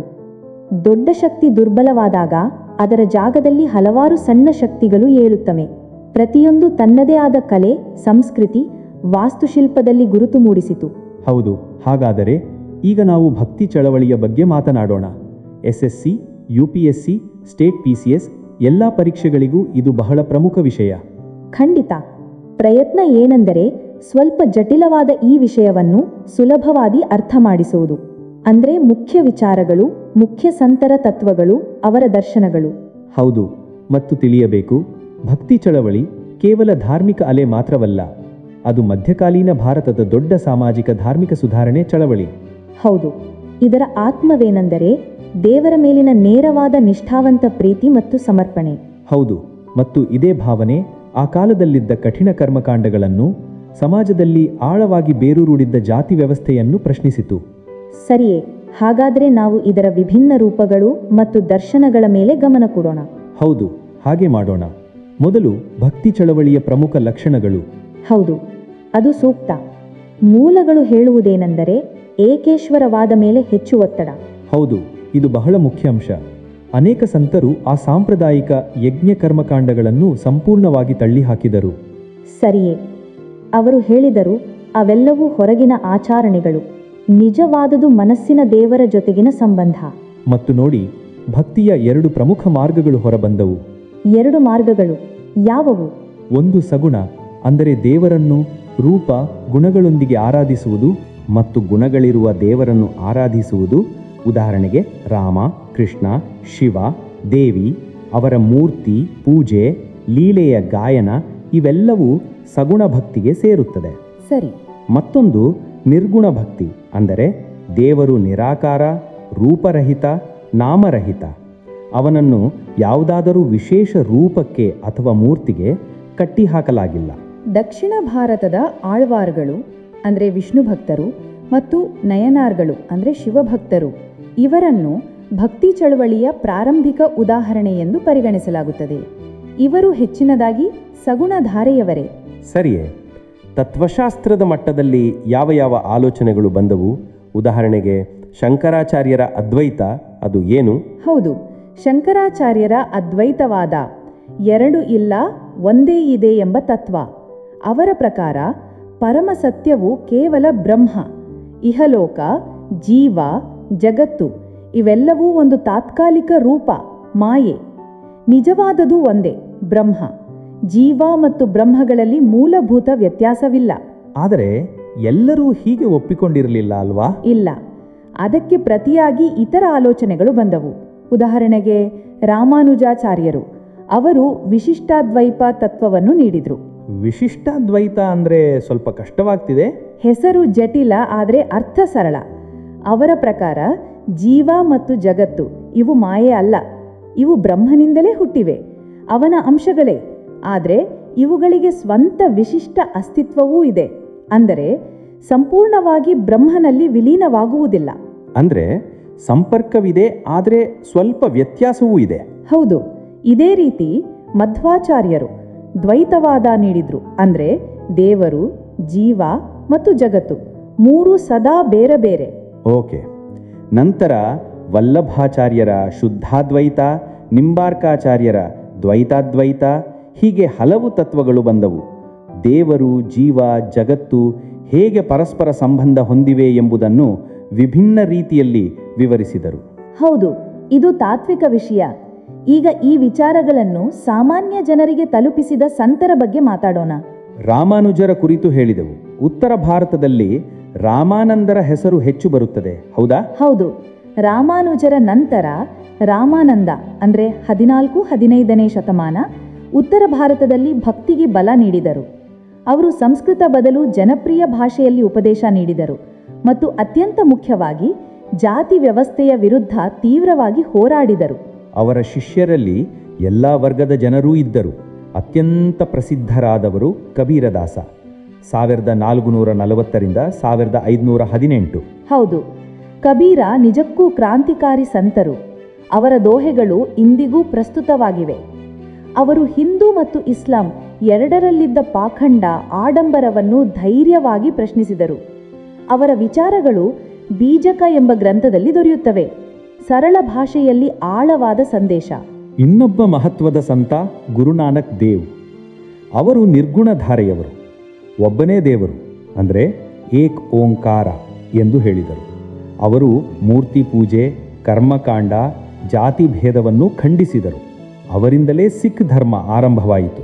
ಬಂಗಾಳ ಕಡೆ ನೋಡಿದ್ರೆ ಚೈತನ್ಯ ಮಹಾಪ್ರಭು 1486ರಿಂದ 1534 ಅವರು ಬಂಗಾಳ ಮತ್ತು ಒಡಿಸ್ಸಾದಲ್ಲಿ ಕೃಷ್ಣ ಭಕ್ತಿಯ ಭಾವನಾತ್ಮಕ ಅಲೆ ಎಬ್ಬಿಸಿದ್ದರು. ಕೀರ್ತನ ಮಾಡ್ತಾ ನೃತ್ಯಗಾನದಲ್ಲಿ ದೇವ ಪ್ರೇಮದಲ್ಲಿ ಮುಳುಗುತ್ತಿದ್ದರು. ಅವರ ಸಂಕೀರ್ತನಾ ಚಳುವಳಿಗೆ ಆಳವಾದ ಪ್ರಭಾವವಾಯಿತು. ನಂತರ ಮೀರಾಬಾಯಿ 1498, 1546. ಅವರು ರಾಜ್ಪೂತ್ ರಾಜಕುಮಾರಿ. ಆದರೆ ಕೃಷ್ಣ ಭಕ್ತಿಯಲ್ಲಿ ರಾಜ್ಯ, ಐಶ್ವರ್ಯ ಎಲ್ಲವನ್ನೂ ತ್ಯಜಿಸಿದರು. ಅವರ ಭಜನೆಗಳು ಆಳವಾದ ಭಕ್ತಿ ಮತ್ತು ನೋವಿನಿಂದ ತುಂಬಿದ್ದು ಜನರ ಹೃದಯವನ್ನು ಇಂದಿಗೂ ಮುಟ್ಟುತ್ತವೆ. ಹೌದು, ಸೂರದಾಸರು 15 ಇರಲಿ, ಕೃಷ್ಣನ ಬಾಲಲೀಲೆಗಳನ್ನು ಅದ್ಭುತವಾಗಿ ವರ್ಣಿಸಿದರು. ಅವರ ಸೂರಸಾಗರ ಕೃತಿ ಅದ್ವಿತೀಯ. ತುಳಸೀದಾಸ 1532, 1523. ರಾಮಕಥೆಯನ್ನು ರಾಮಚರಿತ ಮಾನಸ್ ರೂಪದಲ್ಲಿ ಅವಧಿ ಭಾಷೆಯಲ್ಲಿ ಬರೆದರು. ಇದರಿಂದ ರಾಮಭಕ್ತಿ ಪ್ರತಿಯೊಂದು ಮನೆಯಲ್ಲೂ ತಲುಪಿತು. ಹೌದು, ರಾಮಚರಿತ ಮಾನಸ್ ಇಂದಿಗೂ ಎಲ್ಲ ಮನೆಗಳಲ್ಲಿ ಕಂಡುಬರುತ್ತದೆ. ಈ ಮೂಲಕ ಭಕ್ತಿ ಚಳುವಳಿ, ಸಾಹಿತ್ಯ, ಸಂಗೀತ ಮತ್ತು ಜನಭಾಷೆಯ ಮೂಲಕ ಜನಮನಕ್ಕೆ ಬೇರೂರಿತು. ಇದು ಉತ್ತರ ಭಾರತ ಮತ್ತು ಬಂಗಾಳದ ಬಗ್ಗೆ. ಪಶ್ಚಿಮ ಮತ್ತು ಪೂರ್ವ ಭಾಗಗಳಲ್ಲಿ ಹೇಗಿತ್ತು? ಅಸ್ಸಾಂ ಅಥವಾ ಮಹಾರಾಷ್ಟ್ರದಲ್ಲಿ? ಖಂಡಿತ. ಅಸ್ಸಾಂನಲ್ಲಿ ಶಂಕರದೇವ 1449ರಿಂದ 1568. ಶಂಕರದೇವರು ಅಸ್ಸಾಂನಲ್ಲಿ ವೈಷ್ಣವ ಧರ್ಮವನ್ನು ಪ್ರಸಾರ ಮಾಡಿದರು. ಅವರು ಸತ್ರ ಎಂಬ ಮಠಗಳನ್ನು ಸ್ಥಾಪಿಸಿದರು. ಜೊತೆಗೆ ಒಂದು ನೃತ್ಯ ಶೈಲಿಗೂ ಆರಂಭ ನೀಡಿದರು, ಸತ್ರಿಯಾ ನೃತ್ಯ. ಇದು ಇಂದಿಗೂ ಶ್ರೇಷ್ಠ ಶಾಸ್ತ್ರೀಯ ನೃತ್ಯ ರೂಪವಾಗಿದೆ. ಅಯ್ಯೋ, ಸತ್ರಿಯಾ ನೃತ್ಯ ಶಂಕರದೇವರಿಂದ ಪ್ರಾರಂಭವಾಯಿತು ಅಂದ್ರೆ ಹೊಸ ಮಾಹಿತಿ ಸಿಕ್ಕಿತು. ಮಹಾರಾಷ್ಟ್ರದಲ್ಲಿ ಭಕ್ತಿ ಚಳವಳಿಗೆ ಬಹಳ ದೊಡ್ಡ ಮತ್ತು ಸಮೃದ್ಧ ಪರಂಪರೆ ಇತ್ತು. ಜ್ಞಾನೇಶ್ವರ 1271, 1296ರಲ್ಲಿ ತುಂಬ ಕಿರಿಯ ವಯಸ್ಸಿನಲ್ಲೇ ಮರಾಠಿ ಭಾಷೆಯಲ್ಲಿ ಭಗವದ್ಗೀತೆಗೆ ವ್ಯಾಖ್ಯಾನ ಬರೆದರು. ಅದೇ ಜ್ಞಾನೇಶ್ವರಿ. ಹೌದು, ಜ್ಞಾನೇಶ್ವರಿ ಬಗ್ಗೆ ಕೇಳಿದ್ದೇನೆ. ನಂತರ ನಾಮದೇವ 1270ರಿಂದ 1350. ಅವರು ವೃತ್ತಿಯಿಂದ ದರ್ಜಿಗಳು, ಆದರೆ ಮಹಾನ್ ಸಂತರು. ಏಕನಾಥ 1539ರಿಂದ 1599. ಅವರ ಅಭಂಗ ಪದ್ಯಗಳು ಇಂದಿಗೂ ಮಹಾರಾಷ್ಟ್ರದಲ್ಲಿ ಪ್ರೀತಿಪೂರ್ವಕವಾಗಿ ಹಾಡಲಾಗುತ್ತವೆ. ಮತ್ತು ಸಮರ್ಥ ರಾಮದಾಸ 1608ರಿಂದ 1681. ಅವರು ಶಿವಾಜಿಯ ಗುರು ಎಂದು ಪ್ರಸಿದ್ಧರು. ಅವರ ಕೃತಿ ದಾಸಬೋಧ. ಅರ್ಥಾತ್ ಭಕ್ತಿ ಚಳವಳಿ ಸಂಪೂರ್ಣ ಭಾರತದಲ್ಲಿ ಹರಡಿತ್ತು. ಹೌದು, ಉತ್ತರದಿಂದ ದಕ್ಷಿಣ, ಪೂರ್ವದಿಂದ ಪಶ್ಚಿಮ ಎಲ್ಲ ಕಡೆ ಇದರ ಅಲೆ ಹರಡಿತು. ಇದು ಕೇವಲ ಧಾರ್ಮಿಕ ಚಳವಳಿಯಲ್ಲ, ಸಾಂಸ್ಕೃತಿಕ ಚಳವಳಿಯೂ ಆಗಿತ್ತು. ಪ್ರಾದೇಶಿಕ ಭಾಷೆಗಳ ಬೆಳವಣಿಗೆಗೆ ಉತ್ತೇಜನ ನೀಡಿತು. ಸಾಹಿತ್ಯ, ಸಂಗೀತಕ್ಕೆ ಹೊಸ ದಿಕ್ಕು ತೋರಿಸಿತು. ಸಿಖ್ ಗುರುಗಳ ಪರಂಪರೆ ಹೇಗೆ ಮುಂದುವರಿಯಿತು? ಗುರು ನಾನಕ್ ದೇವ್ ನಂತರ ಆದಿ ಗ್ರಂಥ ಸಂಗ್ರಹಿಸಲಾಯಿತು. ಅದರ ವಿಶೇಷವೆಂದರೆ ಅದರಲ್ಲಿ ಕೇವಲ ಸಿಖ್ ಗುರುಗಳೇ ಅಲ್ಲ, ಕಬೀರ, ನಾಮದೇವ, ರವಿದಾಸ, ಬಾಬಾ ಫರೀದ್ ಮೊದಲಾದ ಹಿಂದೂ ಮುಸ್ಲಿಂ ಸಂತರ ವಾಣಿಯೂ ಸೇರಿದೆ. ವಾ, ಇದು ನಿಜಕ್ಕೂ ಧಾರ್ಮಿಕ ಸಹಿಷ್ಣುತೆ ಮತ್ತು ಸಮನ್ವಯದ ಮಹತ್ವದ ಉದಾಹರಣೆ. ಹೌದು. ನಂತರ ದಶಮ ಗುರು ಗೋಬಿಂದ್ ಸಿಂಗ್ ಅವರು ಖಾಲ್ಸಾ ಪಂಥವನ್ನು ಸ್ಥಾಪಿಸಿದರು. ಅವರು ಗುರು ಪರಂಪರೆಯನ್ನು ಮುಗಿಸಿ ಗುರು ಗ್ರಂಥ ಸಾಹಿಬ್ಬನ್ನೇ ಶಾಶ್ವತ ಗುರು ಎಂದು ಘೋಷಿಸಿದರು. ಅಂದ್ರೆ ಭಕ್ತಿ ಚಳವಳಿ ಕೆಲವೊಮ್ಮೆ ಸಂಘಟಿತ ಧರ್ಮದ ರೂಪಕ್ಕೂ ಬೆಳವಣಿಗೆ ಆಯಿತು. ಖಂಡಿತ. ಇಷ್ಟು ಹೊತ್ತಿಗೆ ನಾವು ಭಕ್ತಿ ಚಳವಳಿಯ ಬಗ್ಗೆ ಚರ್ಚಿಸಿದ್ದೇವೆ. ಸರಿ, ಈಗ ಮತ್ತೊಂದು ಅಧ್ಯಾಯ ತೆರೆದುಕೊಳ್ಳೋಣ. ಸೂಫಿ ಚಳವಳಿ. ಹೌದು, ಭಕ್ತಿ ಆಧ್ಯಾತ್ಮಿಕತೆಗೆ ಹೊಸ ಹೊಸ ಅಲೆಗಳೆದ್ದಾಗ ಸೂಫಿವಾದವು ತನ್ನದೇ ಆದ ವಿಶೇಷ ಸ್ಥಾನ ಪಡೆದಿತ್ತು. ಪರೀಕ್ಷೆಯ ದೃಷ್ಟಿಯಿಂದಲೂ ಇದು ಬಹಳ ಮುಖ್ಯ ವಿಷಯ. ಹೌದು, ನಮ್ಮ ಉದ್ದೇಶ ಕೇವಲ ಹೆಸರುಗಳನ್ನು ಕಂಠಪಾಠ ಮಾಡುವುದಲ್ಲ, ಸೂಫಿವಾದದ ಹಿಂದೆ ಇರುವ ಆಲೋಚನೆ ಮತ್ತು ಪ್ರಮುಖ ಪದಗಳನ್ನು ತಿಳಿದುಕೊಳ್ಳುವುದು, ಜೊತೆಗೆ ಅವರ ಸಿಲ್ಸಿಲಾಗಳು ಯಾವುದು ಎಂಬುದನ್ನು ನೋಡೋಣ. ಸರಿಯಾದ ಮಾತು. ಅಂದರೆ ಒಂದು ಸ್ಪಷ್ಟ ಚಿತ್ರ ನಮ್ಮ ಮನಸ್ಸಿನಲ್ಲಿ ಮೂಡಬೇಕು. ಶುರು ಮಾಡೋಣವಾ? ಹೌದು, ಖಂಡಿತ. ಮೊದಲು ಮೂಲ ಪದಗಳನ್ನು ನೋಡೋಣ. ಉದಾಹರಣೆಗೆ ತಸವ್ವುಫ್, ಇದರ ಅರ್ಥವೇನು? ತಸವ್ವುಫ್ ಅಂದರೆ ಸೂಫಿವಾದ, ಅಂದರೆ ಇಸ್ಲಾಂನಲ್ಲಿನ ಆಧ್ಯಾತ್ಮಿಕ ಮಾರ್ಗ, ದೇವರೊಂದಿಗೆ ನೇರ ಪ್ರೀತಿ, ನೇರ ಅನುಭವಕ್ಕೆ ಒತ್ತು ನೀಡುವ ಪಂಥ. ಅರ್ಥವಾಯಿತು. ಈ ಮಾರ್ಗದಲ್ಲಿ ಮಾರ್ಗದರ್ಶಕರನ್ನು ಶೈಖ್ ಅಥವಾ ಪೀರ್ ಎಂದು ಕರೆಯುತ್ತಿದ್ರು. ಹೌದು, ಅವರ ಶಿಷ್ಯರನ್ನು ಮುರೀದ್ ಎಂದು ಕರೆಯುತ್ತಿದ್ರು. ಮತ್ತು ಪೀರ್ ತಮ್ಮ ಅತ್ಯಂತ ಯೋಗ್ಯ ಶಿಷ್ಯನನ್ನು ಮುಂದಿನ ಉತ್ತರಾಧಿಕಾರಿಯಾಗಿ ಆರಿಸಿಕೊಂಡರೆ ಅವನನ್ನು ಖಲೀಫಾ ಎಂದು ಕರೆಯುತ್ತಿದ್ರು. ಹೌದು. ಈ ಪೀರ್ ಮುರೀದ್ಗಳು ವಾಸಿಸುತ್ತಿದ್ದ ಜಾಗವನ್ನು ಏನೆಂದು ಕರೆಯುತ್ತಿದ್ರು? ಅದನ್ನು ಖಾನ ಖಾಹ ಎಂದು ಕರೆಯುತ್ತಿದ್ರು. ಇದು ಕೇವಲ ವಾಸಸ್ಥಳವಲ್ಲ, ಆಧ್ಯಾತ್ಮಿಕ ಕೇಂದ್ರವಾಗಿತ್ತು. ಅಲ್ಲಿ ಲಂಗರ್ ನಡೆಯುತ್ತಿತ್ತು. ಬಡವರಿಗೆ ಅನ್ನ, ಜನರಿಗೆ ಸಲಹೆ, ಮಶ್ವರೆ, ಇಲ್ಮ್ ಅಂದರೆ ಜ್ಞಾನ ಹಂಚಿಕೆ, ಅಲ್ಲದೆ ಸಮಾ ಕಾರ್ಯಕ್ರಮಗಳು ಅಂದರೆ ದೇವರ ಭಕ್ತಿಯಲ್ಲಿ ಸಂಗೀತ, ಕವ್ವಾಲಿ. ಕೆಲವೊಮ್ಮೆ ಈ ಭಾವಭರಿತ ಸಮಾಧಿಯಲ್ಲಿ ರಕ್ಸ್ ಕೂಡ, ಅಂದರೆ ಆಧ್ಯಾತ್ಮಿಕ ನೃತ್ಯ. ಹೌದು, ಉದ್ದೇಶ ಒಂದೇ, ಆತ್ಮೋನ್ನತಿ. ಇದರ ಪರಮಾವಸ್ಥೆ ಫನ. ಫನ ಎಂಬ ಪದವೇ ಆಳವಾಗಿದೆ. ಇದರ ಅರ್ಥವೇನು? ಫನ ಅಂದರೆ ತನ್ನ ನಾನು ಅಂದರೆ ಅಹಂಕಾರವನ್ನು ಸಂಪೂರ್ಣವಾಗಿ ದೇವರ ಇಚ್ಛೆಯಲ್ಲಿ ಲೀನಗೊಳಿಸುವುದು, ಅಂದರೆ ಆತ್ಮವಿಲೋಪನ. ಇದು ಸೂಫಿ ಸಾಧನೆಯ ಪ್ರಮುಖ ಗುರಿಯಾಗಿತ್ತು. ಒಮ್ಮೆ ಈ ಸೂಫಿ ಸಂತರು ಲೋಕ ತ್ಯಜಿಸಿದ ನಂತರವೂ ಜನರು ಅವರ ಕಬ್ರ್ ಅಂದರೆ ಮಜಾರ್ಗಳ ಬಳಿ ಹೋಗಿ ದುವಾ ಮಾಡುತ್ತಿದ್ದರು, ಮನೋವ್ರತಗಳನ್ನು ಇಡುತ್ತಿದ್ದರು. ಇಂದಿಗೂ ಹೋಗುತ್ತಾರೆ. ಇದನ್ನೇ ಜಿಯಾರತ್ ಎಂದು ಕರೆಯುತ್ತಾರೆ. ಜಿಯಾರತ್? ಹೌದಾ? ಅದು ಕೇಳಿದ್ದೇನೆ. ಉದಾಹರಣೆಗೆ ಅಜ್ಮೇರ್ ಶರೀಫ್ ಜಿಯಾರತ್. ಹೌದು, ಅದೇ ಸರಿಯಾಗಿದೆ. ಇವರೆಲ್ಲರ ಮಾತುಗಳು ಧಾರ್ಮಿಕ, ಆಧ್ಯಾತ್ಮಿಕವಾಗಿದ್ದವು. ಆದರೆ ಆ ಕಾಲದಲ್ಲಿ ಇನ್ನೂ ಕೆಲವು ತತ್ವಗಳು ಪುಸ್ತಕಗಳಲ್ಲಿ ಸಿಗುತ್ತವೆ. ಉದಾಹರಣೆಗೆ ದಾರುಲ್ ಹರ್ಬ್ ಮತ್ತು ದಾರುಲ್ ಇಸ್ಲಾಂ. ಹೌದು ನೋಡಿ, ಆ ಕಾಲದ ಕೆಲವು ತತ್ವಗಳಲ್ಲಿ, ಕೆಲವು ಮೂಲಗಳಲ್ಲಿ ಈ ರೀತಿಯ ವರ್ಗೀಕರಣ ಸಿಗ್ತದೆ. ದಾರುಲ್ ಹರ್ಬ್ ಅಂದರೆ ಇಸ್ಲಾಮಿ ಆಡಳಿತ ಇಲ್ಲದ ಭೂಮಿ, ದಾರುಲ್ ಇಸ್ಲಾಂ ಅಂದರೆ ಇಸ್ಲಾಮಿ ಕಾನೂನು ಜಾರಿಯಲ್ಲಿರುವ ಪ್ರದೇಶ. ಓಕೆ, ಅದೇ ರೀತಿ ಜಿಹಾದ್ ಮತ್ತು ಮುಜಾಹಿದ್ ಎಂಬ ಪದಗಳು ಆ ಕಾಲದ ಸಂದರ್ಭದಲ್ಲಿ ಬರುತ್ತವೆ. ಹೌದು, ಇವು ಆ ಕಾಲದ ಕಲ್ಪನೆಗಳು. ಅವುಗಳನ್ನು ನಮಗೆ ಉಲ್ಲೇಖಗಳಲ್ಲಿ ಸಿಗ್ತವೆ. ಅವುಗಳನ್ನು ಆ ಕಾಲದ ಪಾರ್ಶ್ವಭೂಮಿಯಲ್ಲಿ ಮಾತ್ರ ಅರ್ಥೈಸಬೇಕು. ಸರಿ, ಚೆನ್ನಾಗಿದೆ. ಹೀಗಾದ್ರೆ ಈಗ ಆ ವಿಶೇಷ ಸೂಫಿ ಸಂತರು ಮತ್ತು ಪಂಥಗಳನ್ನು ನೋಡೋಣ. ಯಾರ ಪ್ರಭಾವ ಭಾರತದಲ್ಲಿ ತುಂಬ ಆಳವಾಗಿ ಬೇರೂರಿತು? ಹೌದು, ಇಲ್ಲಿಂದ ವಿಷಯ ಇನ್ನೂ ಆಸಕ್ತಿದಾಯಕವಾಗ್ತದೆ. ಖಂಡಿತ. ನಾವು ಸ್ವಲ್ಪ ಹಿಂದಕ್ಕೆ 11ನೇ ಶತಮಾನಕ್ಕೆ ಹೋದರೆ ಲಾಹೋರ್ನಲ್ಲಿ ಖ್ವಾಜಾ ಅಲಿ ಹುಜ್ವೇರಿ ಎಂಬ ಮಹಾನ್ ಹೆಸರು ಬರುತ್ತದೆ. ಜನರು ಅವರನ್ನು ದಾತಾ ಗಂಜ್ ಬಕ್ಷ್ ಎಂಬ ಹೆಸರಿನಿಂದಲೂ ಕರೀತಾರೆ. ಇಂದಿಗೂ ಅವರ ದರ್ಗಾಗೆ ಹೋಗ್ತಾರೆ. ದಾತಾಗಂಜ್ ಬಕ್ಷ್, ಲಾಹೋರ್. ಸರಿಯಾಗಿದೆ. ನಂತರ ಭಾರತದಲ್ಲಿ ಇನ್ನೊಂದು ಪ್ರಮುಖ ಪಂಥವೂ ಬಂದಿತು, ಸುಹರವರ್ಧಿ ಪಂಥ. ಇದರ ಸ್ಥಾಪಕರು ಶೇಖ್ ಬಹಾವುದ್ದೀನ್ ಜಕಾರಿಯಾ. ಇವರ ಮುಖ್ಯ ಕೇಂದ್ರ ಮುಲ್ತಾನ್ನಲ್ಲಿತ್ತು. ಮುಲ್ತಾನ್ವಾ? ಹೌದು. ಮತ್ತು ಈ ಪಂಥವು ಆಳ್ವಿಕಾರರ ಅಂದರೆ ಸುಲ್ತಾನರ ಹತ್ತಿರವಾಗಿತ್ತು ಎಂದು ಹೇಳಲಾಗ್ತದೆ. ಸರಿಯಾಗಿದೆ. ಆದರೆ ಯಾವ ಪಂಥವು ಭಾರತದಲ್ಲಿ ಹೆಚ್ಚು ವ್ಯಾಪಕವಾಗಿ ಹರಡಿ ಸಾಮಾನ್ಯ ಜನರಿಗೆ ತಲುಪಿತು? ಬಹುಶಃ ಚಿಶ್ತಿ ಪಂಥ. ಬಲ್ಲು ಸರಿಯಾಗಿ ಹಿಡಿದ್ದೀರಿ. ಚಿಶ್ತಿ ಪಂಥವು ನಿಜಕ್ಕೂ ಭಾರತೀಯ ಜನಮನದಲ್ಲಿ ಬೆರೆತು ಬಿಟ್ಟಿತ್ತು. ಭಾರತದಲ್ಲಿ ಇದರ ಪ್ರಾರಂಭವನ್ನು ಖ್ವಾಜಾ ಮುಯಿನುದ್ದೀನ್ ಚಿಶ್ತಿ ಮಾಡಿದರು. ಅಜ್ಮೇರ್ನವರುನಾ? ಹೌದು, ಅದೇ ಅಜ್ಮೇರ್ ಶರೀಫ್ ಬಾಬಾ. ಅವರು ಅಜ್ಮೇರನ್ನು ತಮ್ಮ ಕೇಂದ್ರವಾಗಿ ಮಾಡಿಕೊಂಡ್ರು. ಅದು ಇಂದಿಗೂ ಮಹತ್ವದ ಜಿಯಾರತ್ ಸ್ಥಳವಾಗಿದೆ. ಚಿಶ್ತಿಯರ ವಿಶೇಷತೆ ಏನಂದರೆ ಅವರು ಸಾಮಾನ್ಯ ಜನರ ದುಃಖ ಸಂತಾಪಗಳಲ್ಲಿ ಪಾಲ್ಗೊಳ್ತಿದ್ರು.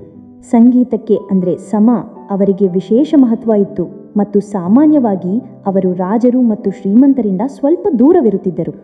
ಇದು ಆಸಕ್ತಿದಾಯಕವಾಗಿದೆ. ಶಾಸಕರಿಂದ ದೂರ. ಖ್ವಾಜಾ ಮೊಯಿನುದ್ದೀನ್ ಚಿಶ್ತಿಯವರ ನಂತರವೂ ಈ ಪಂಥದಲ್ಲಿ ಹಲವು ಮಹಾನ್ ವ್ಯಕ್ತಿಗಳಿದ್ರು ಅಲ್ವಾ? ಹೌದು, ಖಂಡಿತ. ದೆಹಲಿಯಲ್ಲಿ ಅವರ ಶಿಷ್ಯರಾದ ಖ್ವಾಜಾ ಕುತುಬುದ್ದೀನ್ ಬಖ್ತಿಯಾರ್ ಕಾಕಿ ಬಹಳ ಪ್ರಸಿದ್ಧರಾದರು. ಕುತುಬುದ್ದೀನ್ ಬಕ್ತಿಯಾರ್ ಕಾಕಿ. ಹೌದು. ಒಂದು ರೋಚಕ ಸಂಗತಿ ಏನೆಂದರೆ ದೆಹಲಿಯ ಸುಲ್ತಾನ ಕುತುಬುದ್ದೀನ್ ಐಬಕ್ ಅಂದರೆ ಗೌಳ ವಂಶದವರು ಇವರ ಪ್ರಭಾವಕ್ಕೆ ತೀವ್ರವಾಗಿ ಒಳಗಾದರು. ಅವರು ಕಾಕಿ ಸಾಬ್ರ ಮೇಲೆ ಎಷ್ಟು ಅಭಿಮಾನ ಹೊಂದಿದ್ರು. ಅವರ ಹೆಸರಿನಲ್ಲಿ ಇಂದು ನಾವು ಕುತುಬ್ ಮಿನಾರ್ ಎಂದು ಕರೆಯುವ ಗೋಪುರವನ್ನು ಕಟ್ಟಲಿಸಲು ಆರಂಭಿಸಿದರು. ಅಯ್ಯೋ ವಾವ್, ಕುತುಬ್ ಮಿನಾರ್ ಇವರ ಹೆಸರಿನಲ್ಲೇನಾ? ಹೌದು. ಅದ್ಭುತ ಮಾಹಿತಿ, ನನಗ್ ಗೊತ್ತಿರಲಿಲ್ಲ. ನಂತರ ಪಂಜಾಬಿನಲ್ಲಿ ಬಾಬಾ ಫರೀದುದ್ದೀನ್ ಗಂಜ್ ಶಕರ್ ಉದಯಿಸಿದ್ರು. ಜನರು ಅವರನ್ನು ಬಾಬಾ ಫರೀದ್ ಎಂದು ಪ್ರೀತಿಯಿಂದ ಕರೆಯುತ್ತಿದ್ದರು. ಬಾಬಾ ಫರೀದ್, ಹೌದು, ಇವರ ಹೆಸರು ಬಹಳ ಪ್ರಸಿದ್ಧ. ಅವರ ಮಾತುಗಳು ಸರಳ, ನೇರ ಹಾಗೂ ಮನಸ್ಸಿಗೆ ತಾಕುವಂತವಾಗಿದ್ದವು. ಪಂಜಾಬಿ ಸಾಹಿತ್ಯದಲ್ಲಿಯೂ ಇವರ ಕೊಡುಗೆ ಅಪಾರ. ಸಾಮಾನ್ಯ ಜನರಲ್ಲಿ ಅವರು ಅತ್ಯಂತ ಪ್ರಪ್ರಿಯರಾದರು. ಮತ್ತು ದೆಹಲಿಯಲ್ಲಿ ಬಾಬಾ ಫರೀದ್ ಅವರ ನಂತರ ಅವರ ಶಿಷ್ಯ ಶೇಖ್ ನಿಜಾಮುದ್ದೀನ್ ಔಲಿಯಾ ಪ್ರಖ್ಯಾತರಾದರು. ಏನಂತಹ ವ್ಯಕ್ತಿತ್ವ ನಿಜಾಮುದ್ದೀನ್ ಔಲಿಯಾ! ಹೌದು, ಅವರ ದರ್ಗಾ ದೆಹಲಿಯಲ್ಲಿದೆ. ಅವರು ಅಷ್ಟು ದಾನಶೀಲರು, ಅಷ್ಟು ಎಲ್ಲರ ಮೇಲೂ ಪ್ರೀತಿ ತೋರಿದವರು. ಜನರು ಅವರನ್ನು ಮಹಬೂಬ್ ಇಲಾಹಿ ಅಂದರೆ ದೇವರ ಪ್ರಿಯ ಎಂದು ಕರೆಯಲು ಶುರು ಮಾಡಿದರು. ಬಲು ಚೆನ್ನಾಗಿದೆ. ಅವರ ನಂತರ ಅವರೇ ಶ್ರೇಷ್ಠ ಶಿಷ್ಯ ಶೇಖ್ ನಾಸೀರುದ್ದೀನ್ ಮಹಮೂದ್ ಚಿಷ್ಟಿ ಪಂಥವನ್ನು ದೆಹಲಿಯಲ್ಲಿ ಮುಂದುವರೆಸಿದ್ರು. ಹೌದು, ಅದರ ಬೆಳಕನ್ನು ಜೀವಂತವಾಗಿಟ್ಟರು. ಅದಕ್ಕಾಗಿಯೇ ಅವರಿಗೆ ಚಿರಾಗೆ ದೆಹಲಿ ಎಂದರೆ ದೆಹಲಿಯ ದೀಪ ಎಂಬ ಬಿರುದು ಸಿಕ್ಕಿತು. ವಾವ್, ಎಂತಹ ಹೆಸರು! ಮಹಬೂಬಿಲಾಹಿ, ಚಿರಾಗ್ ದೆಹಲಿ. ಹೌದು, ಇವು ಅವರ ಕೆಲಸ ಮತ್ತು ವ್ಯಕ್ತಿತ್ವವನ್ನು ತೋರಿಸುತ್ತವೆ. ಹಾಗಾದ್ರೆ ಚಿಷ್ಟಿ ಮತ್ತು ಸುಹ್ರವರ್ದಿ ಇವು ಎರಡು ಪ್ರಮುಖವಾದವು. ಇವುಗಳ ಹೊರತಾಗಿಯೂ ಭಾರತದಲ್ಲಿ ಮತ್ತೊಂದು ಪ್ರಮುಖ ಪಂಥವಿದೆಯಾ? ಹೌದು, ಇದೆ. ಅದೇ ಫಿರ್ದೌಸಿ ಪಂಥ. ಇದರ ಸ್ಥಾಪಕರು ಶೇಖ್ ಬದ್ರುದ್ದೀನ್ ಸಮರ್ಕಂದಿ. ಇದು ವಿಶೇಷವಾಗಿ ಬಿಹಾರ ಪ್ರದೇಶಗಳಲ್ಲಿ ಸಕ್ರಿಯವಾಗಿತ್ತು. ಫಿರ್ದೌಸಿ ಪಂಥ? ಹೌದು. ಮತ್ತು ಇದೇ ಪಂಥದಲ್ಲಿ ಮುಂದೆ ದಕ್ಷಿಣ ಭಾರತದಲ್ಲಿ ಬಹಳ ಪ್ರಸಿದ್ಧರಾದ ಸಂತ ಸೈಯದ್ ಮೊಹಮ್ಮದ್ ಗೇಜು ದರಾಜ್. ಹೌದು, ಗುಲ್ಬರ್ಗಾದಲ್ಲಿ ಅವರ ದೊಡ್ಡ ದರ್ಗಾ ಇದೆ. ಅವರು ಜನರ ಮೇಲೆ ಅಷ್ಟು ಕರುಣೆಯುಳ್ಳವರು, ದಯಾಳುವರು ಎಂದು ಪರಿಗಣಿಸಲ್ಪಟ್ಟರು. ಅದಕ್ಕಾಗಿಯೇ ಅವರಿಗೆ ಬಂದನವಾಜ್ ಎಂಬ ಬಿರುದು ದೊರೆಯಿತು. ಬಂದನವಾಜ್ ಅಂದರೆ ಜನರ ಮೇಲೆ ಕರುಣೆ ತೋರಿಸುವವನು. ಸರಿಯಾಗಿದೆ. ಹೀಗಾದರೆ ಇಷ್ಟೊಂದು ಹೆಸರುಗಳು, ಇಷ್ಟೊಂದು ಪಂಥಗಳು, ಇವುಗಳ ಅರ್ಥ ಏನು? ಆ ಕಾಲದಲ್ಲಿ ಇವರ ಮಹತ್ವ ಏನಾಯಿತು? ನೋಡಿ, ಅರ್ಥವೇನೆಂದರೆ ಈ ಸೂಫಿ ಸಂತರು ಕೇವಲ ಧಾರ್ಮಿಕ ಗುರುಗಳು ಅಥವಾ ಇಬಾದತ್ತಿಗೆ ಮಾತ್ರ ಸೀಮಿತವಲ್ಲ. ಆ ಕಾಲದ ಸಮಾಜದಲ್ಲಿ ಸೂಫಿ ಸಂತರು ಕೇವಲ ಧಾರ್ಮಿಕ ಗುರುಗಳಷ್ಟೇ ಅಲ್ಲ, ಮಧ್ಯಯುಗೀನ ಭಾರತದ ಸಂಸ್ಕೃತಿಯ ಅಂಗಭೂತ ಭಾಗವಾಗಿದ್ದರು. ಹೌದು, ಅವರು ದೇವರ ಪ್ರೀತಿ, ಮಾನವೀಯತೆ ಮತ್ತು ಅತಿ ಮುಖ್ಯವಾದ ಭ್ರಾತೃತ್ವದ ಸಂದೇಶ ನೀಡಿದರು. ಅವರ ಖಾನ್ಕಾಹ್ಗಳು ಕೇವಲ ಧಾರ್ಮಿಕ ಸ್ಥಳಗಳಷ್ಟೇ ಅಲ್ಲ, ಸಾಮಾಜಿಕ ಸೌಹಾರ್ದದ ಕೇಂದ್ರವಾಗಿದ್ದವು. ಅಂದರೆ ಜನಾಂಗಗಳ ಮಧ್ಯೆ ಒಗ್ಗಟ್ಟಿನ ಸೇತುವೆಯಂತಾಗಿದ್ದವು. ಹೌದು. ಹಾಗಾಗಿ ಸಂಕ್ಷಿಪ್ತವಾಗಿ ನೋಡಿದರೆ ನಾವು ಸೂಫಿವಾದದ ಮೂಲ ತತ್ವಗಳು, ಅವರ ಪ್ರಮುಖ ಪದಗಳು ಮತ್ತು ಭಾರತದಲ್ಲಿ ಪ್ರಸಿದ್ಧರಾದ ಸೂಫಿ ಸಂತರು, ಸಿಲ್ಸಿಲಾಗಳ ಒಂದು ಚಿತ್ರಣ ನೋಡಿದೆವು. ಆದರೆ ಇವು ಕೇವಲ ಇತಿಹಾಸದ ವಿಷಯಗಳಲ್ಲ. ಖಂಡಿತ ಅಲ್ಲ. ಈ ಸೂಫಿ ಚಳವಳಿಗಳು ಭಾರತದಲ್ಲಿ ಆಧ್ಯಾತ್ಮಿಕತೆಗೆ ಹೊಸ ಬಣ್ಣ ನೀಡಿದವು. ಗಂಗಾ ಜಮುನಿ ತಹಜೀಬ್ ಎಂದು ಕರೆಯುವ ನಮ್ಮ ಸಂಯುಕ್ತ ಸಂಸ್ಕೃತಿಗೆ ಅವು ನೀರುಣಿಸಿದವು. ಅವರು ಸ್ಥಳೀಯ ಭಾಷೆಗಳನ್ನು ಸ್ವೀಕರಿಸಿದರು, ಜನರ ಆಚರಣೆ ರೀತಿಗಳ ಜೊತೆ ಸಂವಾದ ಮಾಡಿದರು. ಅಂದರೆ ನಿಜಕ್ಕೂ ಒಂದು ಸೇತುವೆ ನಿರ್ಮಿಸಿದರು. ಹಾಗೆ.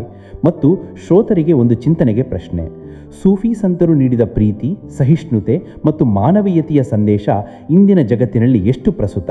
ತುಂಬ ಒಳ್ಳೆಯ ಪ್ರಶ್ನೆ. ಇದರ ಬಗ್ಗೆ ನಾವು ಪ್ರತಿಯೊಬ್ಬರೂ ಯೋಚಿಸಲೇಬೇಕು. ಸರಿ, ಈಗ ಮುಂದೆ ಹೋಗೋಣ. ಈಗ ನಾವು ಮೊಘಲ್ ಸಾಮ್ರಾಜ್ಯದ ಆ ಕಾಲದತ್ತ ಹೋಗುತ್ತೇವೆ, ಅಂದರೆ ಅಕ್ಬರ್ನ ನಂತರದ ಹಂತಕ್ಕೆ. ಅಂದರೆ ಜಹಾಂಗೀರ್, ಶಾಹಜಹಾನ್, ಔರಂಗಜೇಬ್ ಅವರ ಕಾಲ. ಹೌದು. ಇವರ ನೀತಿಗಳು, ಸವಾಲುಗಳು ಮತ್ತು ಅವರ ನಿರ್ಧಾರಗಳು ಸಾಮ್ರಾಜ್ಯವನ್ನು ಹೇಗೆ ಬದಲಾಯಿಸಿದವು ಎಂಬುದನ್ನು ನೋಡೋಣ. ಇದು ಸಾಮ್ರಾಜ್ಯದ ಉನ್ನತ ಶಿಖರವಾಗಿದ್ದರೂ ಒಳಗಿನ ಬಿರುಕುಗಳು ಕಾಣಲು ಶುರುವಾಯಿತಾದ ಕಾಲ.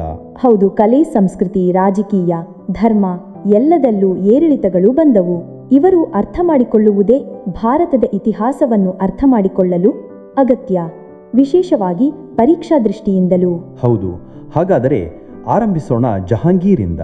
ಅವರ ಆಳ್ವಿಕೆ 1605ರಿಂದ 1627ರವರೆಗೆ. ಹೌದು, ಅವರ ಪ್ರಸಿದ್ಧ ಯೋಜನೆ ಜಂಜೀರ್ ಇ ಅದಲ್, ಆಗ್ರಾ ಕೋಟೆಯ ಬಳಿ ಹಾಕಿದ್ದ ನ್ಯಾಯದ ಸರಪಳಿ. ಸಾಮಾನ್ಯ ಪ್ರಜೆಗಳು ಅದನ್ನು ಗಂಟೆ ಹಾಕಿದರೆ ನೇರವಾಗಿ ಬಾದಶಾಹನನ್ನು ಸಂಪರ್ಕಿಸಿ ನ್ಯಾಯ ಪಡೆಯಬಹುದಿತ್ತು. ಅದೊಂದು ವಿಶಿಷ್ಟವಾದ ನೇರ ಸಂಪರ್ಕ ವ್ಯವಸ್ಥೆ. ಅವರ ಕಾಲದಲ್ಲೇ ಯುರೋಪಿನ ಶಕ್ತಿಗಳು ಭಾರತದತ್ತ ಬಂದು ಹಾಯ್ದವು. ಮೊದಲು ಕ್ಯಾಪ್ಟನ್ ಹಾಕಿನ್ಸ್, ನಂತರ ಸರ್ ಥಾಮಸ್ ರೋ. ಜಹಾಂಗೀರ್ ಇಂಗ್ಲಿಷರಿಗೆ ಸೂರತ್ನಲ್ಲಿ ವ್ಯಾಪಾರಿಕ ಫ್ಯಾಕ್ಟರಿ ಸ್ಥಾಪಿಸಲು ಅನುಮತಿ ಕೊಟ್ಟರು. ಇದರ ಪರಿಣಾಮ ಎಷ್ಟು ದೂರವ್ಯಾಪಿಯಾಗಿತ್ತು ಎಂದು ನಾವೆಲ್ಲರೂ ತಿಳಿದಿದ್ದೇವೆ. ಹೌದು, ಜಹಾಂಗೀರ್ ಕಾಲದಲ್ಲಿ ನೂರ್ ಜಹಾನ್ನ ಪ್ರಭಾವ ಬಹಳ ಹೆಚ್ಚಿತ್ತು. ಅವಳ ನಿಜವಾದ ಹೆಸರು ಮೆಹರುನ್ನಿಸ್ಸಾ. ಅವಳು ಏಕೈಕ ಮೊಘಲ್ ಮಹಾರಾಣಿ. ಅವರ ಹೆಸರಿನ ನಾಣ್ಯಗಳು ಕೂಡ ಜಾರಿಯಲ್ಲಿದ್ದವು. ಅದು ಅವರ ರಾಜಕೀಯ ಬಲವನ್ನು ತೋರಿಸುತ್ತದೆ. ಆದರೆ ಜಹಾಂಗೀರ್ ಕಾಲದಲ್ಲಿ ಸವಾಲುಗಳು ಸಾಕಷ್ಟಿದ್ದವು. ಉದಾಹರಣೆಗೆ ಸಿಖ್ ಗುರು ಅರ್ಜನ್ ದೇವ್ಜಿ ಅವರ ಹತ್ಯೆ, ದುರಂತ ಘಟನೆ. ಜೊತೆಗೆ ಅವರ ಮಗ ಖುರ್ರಂ ನಂತರ ಶಾಜಹಾನ್ ಬಂಡಾಯ ಎಬ್ಬಿಸಿದರು. ಮಹಬತ್ ಖಾನ್ ಕೂಡ ಬಂಡಾಯ ಮಾಡಿದರು. ಹೌದು, ಜಹಾಂಗೀರ್ ತನ್ನ ಆತ್ಮಕಥೆ ತುಜುಕ್ ಇ ಜಹಾಂಗೀರಿ ಫಾರ್ಸಿಯಲ್ಲಿ ಬರೆದಿದ್ದಾರೆ. ಅದರಿಂದ ಅವರ ವ್ಯಕ್ತಿತ್ವ ಮತ್ತು ಆಡಳಿತದ ನೇರ ಮಾಹಿತಿ ಸಿಗುತ್ತದೆ. ಅವರ ಸಮಾಧಿ ಲಾಹೋರ್ನಲ್ಲಿ ಇದೆ. ಹಾಗಾದರೆ ಈಗ ಶಾಜಹಾನ್ ಕಡೆಗೆ ಬರೋಣ. 1628ರಿಂದ 1658ರವರೆಗೆ. ಹೌದು, ಅವರ ಕಾಲವನ್ನು ಮುಘಲ್ ವಾಸ್ತುಶಿಲ್ಪದ ಸುವರ್ಣಯುಗ ಎಂದು ಕರೆಯಲಾಗುತ್ತದೆ. ತಾಜ್ ಮಹಲ್, ಲಾಲ್ ಕಿಲ್ಲಾ, ಜಾಮಾ ಮಸ್ಜಿದ್ ಇವೆಲ್ಲವೂ ಶಾಜಹಾನ್ನ ಕೊಡುಗೆ. ದಿವಾನೆ ಆಮ್, ದಿವಾನೆ ಖಾಸ್, ಮಯೂರ ಸಿಂಹಾಸನ ಇವೆಲ್ಲ ಶಾಹಿ ವೈಭವದ ಪ್ರತೀಕ. ಆದರೆ ಈ ವೈಭವ ಖಜಾನೆಗೆ ದೊಡ್ಡ ಬರೆಹ ತಂದವು ಎನ್ನುವ ಅಭಿಪ್ರಾಯವೂ ಇದೆ. ಹೌದು, ನಿರ್ಮಾಣ ಕಾರ್ಯದಲ್ಲಿ ಅಪಾರ ವೆಚ್ಚವಾಯಿತು. ಶಾಜಹಾನ್ ದಕ್ಷಿಣದಲ್ಲಿ ಪ್ರಭಾವ ಹೆಚ್ಚಿಸಿದರು. ಅಹಮದ್ ನಗರ್ ಸೇರ್ಪಡೆಗೊಂಡಿತು. ಬೀಜಾಪುರ, ಗೋಲ್ಡ್ಕೊಂಡ ಮೊಘಲ್ ಪ್ರಭುತ್ವವನ್ನು ಒಪ್ಪಿಕೊಂಡವು. ಅವರ ಕಾಲದಲ್ಲಿ ಅನೇಕ ಯುರೋಪಿನ ಪ್ರವಾಸಿಗರು ಬಂದರು. ಬರ್ನಿಯರ್, ತಾವರ್ನಿಯರ್, ಮನೂಚಿ, ಪೀಟರ್ ಮುಂಡಿ ಆ ಕಾಲದ ಭೀಕರ ಅಕಾಲದ ಕುರಿತು ಬರೆದಿದ್ದಾರೆ. ಹೌದು, ಅವರ ವರ್ಣನೆಗಳು ಅತ್ಯಂತ ಅಮೂಲ್ಯ ಇತಿಹಾಸ ಮೂಲಗಳು. ಆದರೆ ಶಾಜಹಾನ್ನ ಅಂತಿಮ ದಿನಗಳು ದುಃಖಕರವಾಗಿದ್ದವು. 1657ರಲ್ಲಿ ಅವರು ಅಸ್ವಸ್ಥರಾದಾಗಲೇ ಅವರ ಮಕ್ಕಳಲ್ಲಿ ಉತ್ತರಾಧಿಕಾರಕ್ಕಾಗಿ ಭೀಕರ ಯುದ್ಧ ಪ್ರಾರಂಭವಾಯಿತು. ಧರ್ಮತ್, ಸಾಮುಗಢ್, ದೇವರಾಯ್ ದೊಡ್ಡ ಯುದ್ಧಗಳು. ಹೌದು, ಇದರಲ್ಲಿ ಔರಂಗಜೀಬ್ ಜಯಶಾಲಿಯಾದ. ತನ್ನ ಸಹೋದರ ದಾರಾಶಿಕೋಹ್ ಮೇಲೆ ದಾರಾಶಿಕೋಹರನ್ನು ಸೋಲಿಸಿ ಔರಂಗಜೇಬ್ ಅಧಿಕಾರ ಹಿಡಿದರು ಮತ್ತು ಶಾಹಜಹಾನ್ ಅವರನ್ನು ಬಂಧಿಸಿದರು. ಹೌದು, ಅಗ್ರಾ ಕೋಟೆಯಲ್ಲಿ ಅವರನ್ನು ನಜರ್ ಬಂದಿ ಮಾಡಲಾಯಿತು. ಅಲ್ಲಿ 1666ರಲ್ಲಿ ಅವರ ನಿಧನವಾಯಿತು. ಅವರನ್ನು ತಾಜ್ ಮಹಲ್ನಲ್ಲೇ ಸಮಾಧಿ ಮಾಡಲಾಯಿತು. ಈಗ ನಾವು ಔರಂಗಜೇಬ್ ಕಡೆಗೆ ಬರುತ್ತೇವೆ. ಅವರ ಆಳ್ವಿಕೆ 1658ರಿಂದ 1707ರವರೆಗೆ ಬಹಳ ದೀರ್ಘವಾಯಿತು. ಅವರು ಆಲಂಗೀರ್ ಅಂದರೆ ಲೋಕವಿಜೇತ ಎಂಬ ಬಿರುದನ್ನು ಪಡೆದಿದ್ದರು. ಅವರ ಕಾಲದಲ್ಲಿ ಮುಘಲ್ ಸಾಮ್ರಾಜ್ಯವು ತನ್ನ ಅತಿದೊಡ್ಡ ವಿಸ್ತಾರವನ್ನು ಕಂಡಿತು, ವಿಶೇಷವಾಗಿ ದಕ್ಷಿಣ ಭಾರತದಲ್ಲಿ. ಹೌದು, ಸಾಮ್ರಾಜ್ಯ ತನ್ನ ಶ್ರೇಷ್ಠತೆಗೆ ತಲುಪಿತ್ತು. ಔರಂಗಜೇಬ್ 1686ರಲ್ಲಿ ಬೀಜಾಪುರ ಹಾಗೂ 1687ರಲ್ಲಿ ಗೋಲ್ಕೊಂಡವನ್ನು ಜಯಿಸಿ ಸಾಮ್ರಾಜ್ಯಕ್ಕೆ ಸೇರಿಸಿದರು. ಆದರೆ ಅವರ ನೀತಿಗಳು ಬಹಳ ವಿವಾದಾಸ್ಪದವಾಗಿದ್ದವು. ಉದಾಹರಣೆಗೆ, ಅವರು ಮುಖ್ತಸಿಬ್ರನ್ನು ನೇಮಕ ಮಾಡಿದರು. ಇವರ ಕೆಲಸ ಜನರ ನೈತಿಕ ಆಚರಣೆಗಳನ್ನು ಶರಿಯತ್ ಪ್ರಕಾರ ಮೇಲ್ವಿಚಾರಣೆ ಮಾಡುವುದು. ಮತ್ತು ಮುಖ್ಯವಾಗಿ ಅಕ್ಬರ್ ತೆಗೆದುಹಾಕಿದ್ದ ಜಿಜಿಯಾ ತೆರಿಗೆಯನ್ನು ಮರುಸ್ಥಾಪಿಸಿದರು. ಹೌದು, ಜಿಜಿಯಾ ಮತ್ತೆ ಜಾರಿಗೆ ತರುವುದು ಮಹತ್ವದ ನಿರ್ಧಾರ. ಇದು ಮುಸ್ಲಿಮೇತರರು ತಮ್ಮ ರಕ್ಷಣೆಗೆ ಮತ್ತು ಧಾರ್ಮಿಕ ಸ್ವಾತಂತ್ರ್ಯಕ್ಕಾಗಿ ಪಾವತಿಸಬೇಕಾದ ಧಾರ್ಮಿಕ ತೆರಿಗೆ.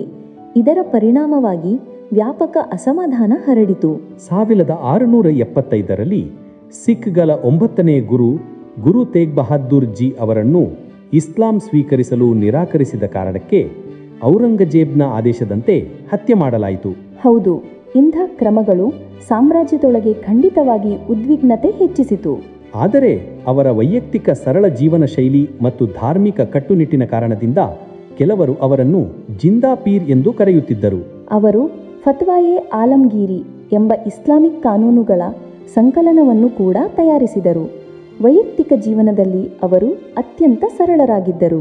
ಆದರೆ ಅವರ ದೀರ್ಘ ಆಡಳಿತ, ವಿಶೇಷವಾಗಿ ದಕ್ಷಿಣದಲ್ಲಿ ಮರಾಠರು ಮತ್ತು ಇತರ ಶಕ್ತಿಗಳ ವಿರುದ್ಧ ನಡೆದ ದೀರ್ಘ ಮತ್ತು ವೆಚ್ಚಭರಿತ ಯುದ್ಧಗಳು ಶಾಹಿ ಖಜಾನೆಯನ್ನು ದುರ್ಬಲಗೊಳಿಸಿದವು. ಹೌದು, ಇದು ಆಡಳಿತದ ಸಂಪೂರ್ಣ ಚೌಕಟ್ಟಿನ ಮೇಲೆಯೂ ಭಾರೀಯಾದ ಒತ್ತಡ ತಂದಿತು. ಔರಂಗಜೇಬ್ 1707ರಲ್ಲಿ ನಿಧನರಾದರು ಮತ್ತು ಅವರನ್ನು ಖುಲ್ದಾಬಾದ್ ಅಂದರೆ ದೌಲತಾಬಾದ್ನಲ್ಲಿ ಸಮಾಧಿ ಮಾಡಲಾಯಿತು. ಔರಂಗಜೇಬ್ ನಂತರ ಮುಘಲ್ ಸಾಮ್ರಾಜ್ಯವು ತ್ವರಿತವಾಗಿ ಕುಸಿಯತೊಡಗಿತು. ಇದನ್ನೇ ನಾವು ಉತ್ತರ ಮುಘಲ್ ಕಾಲವೆಂದು ಕರೆಯುತ್ತೇವೆ.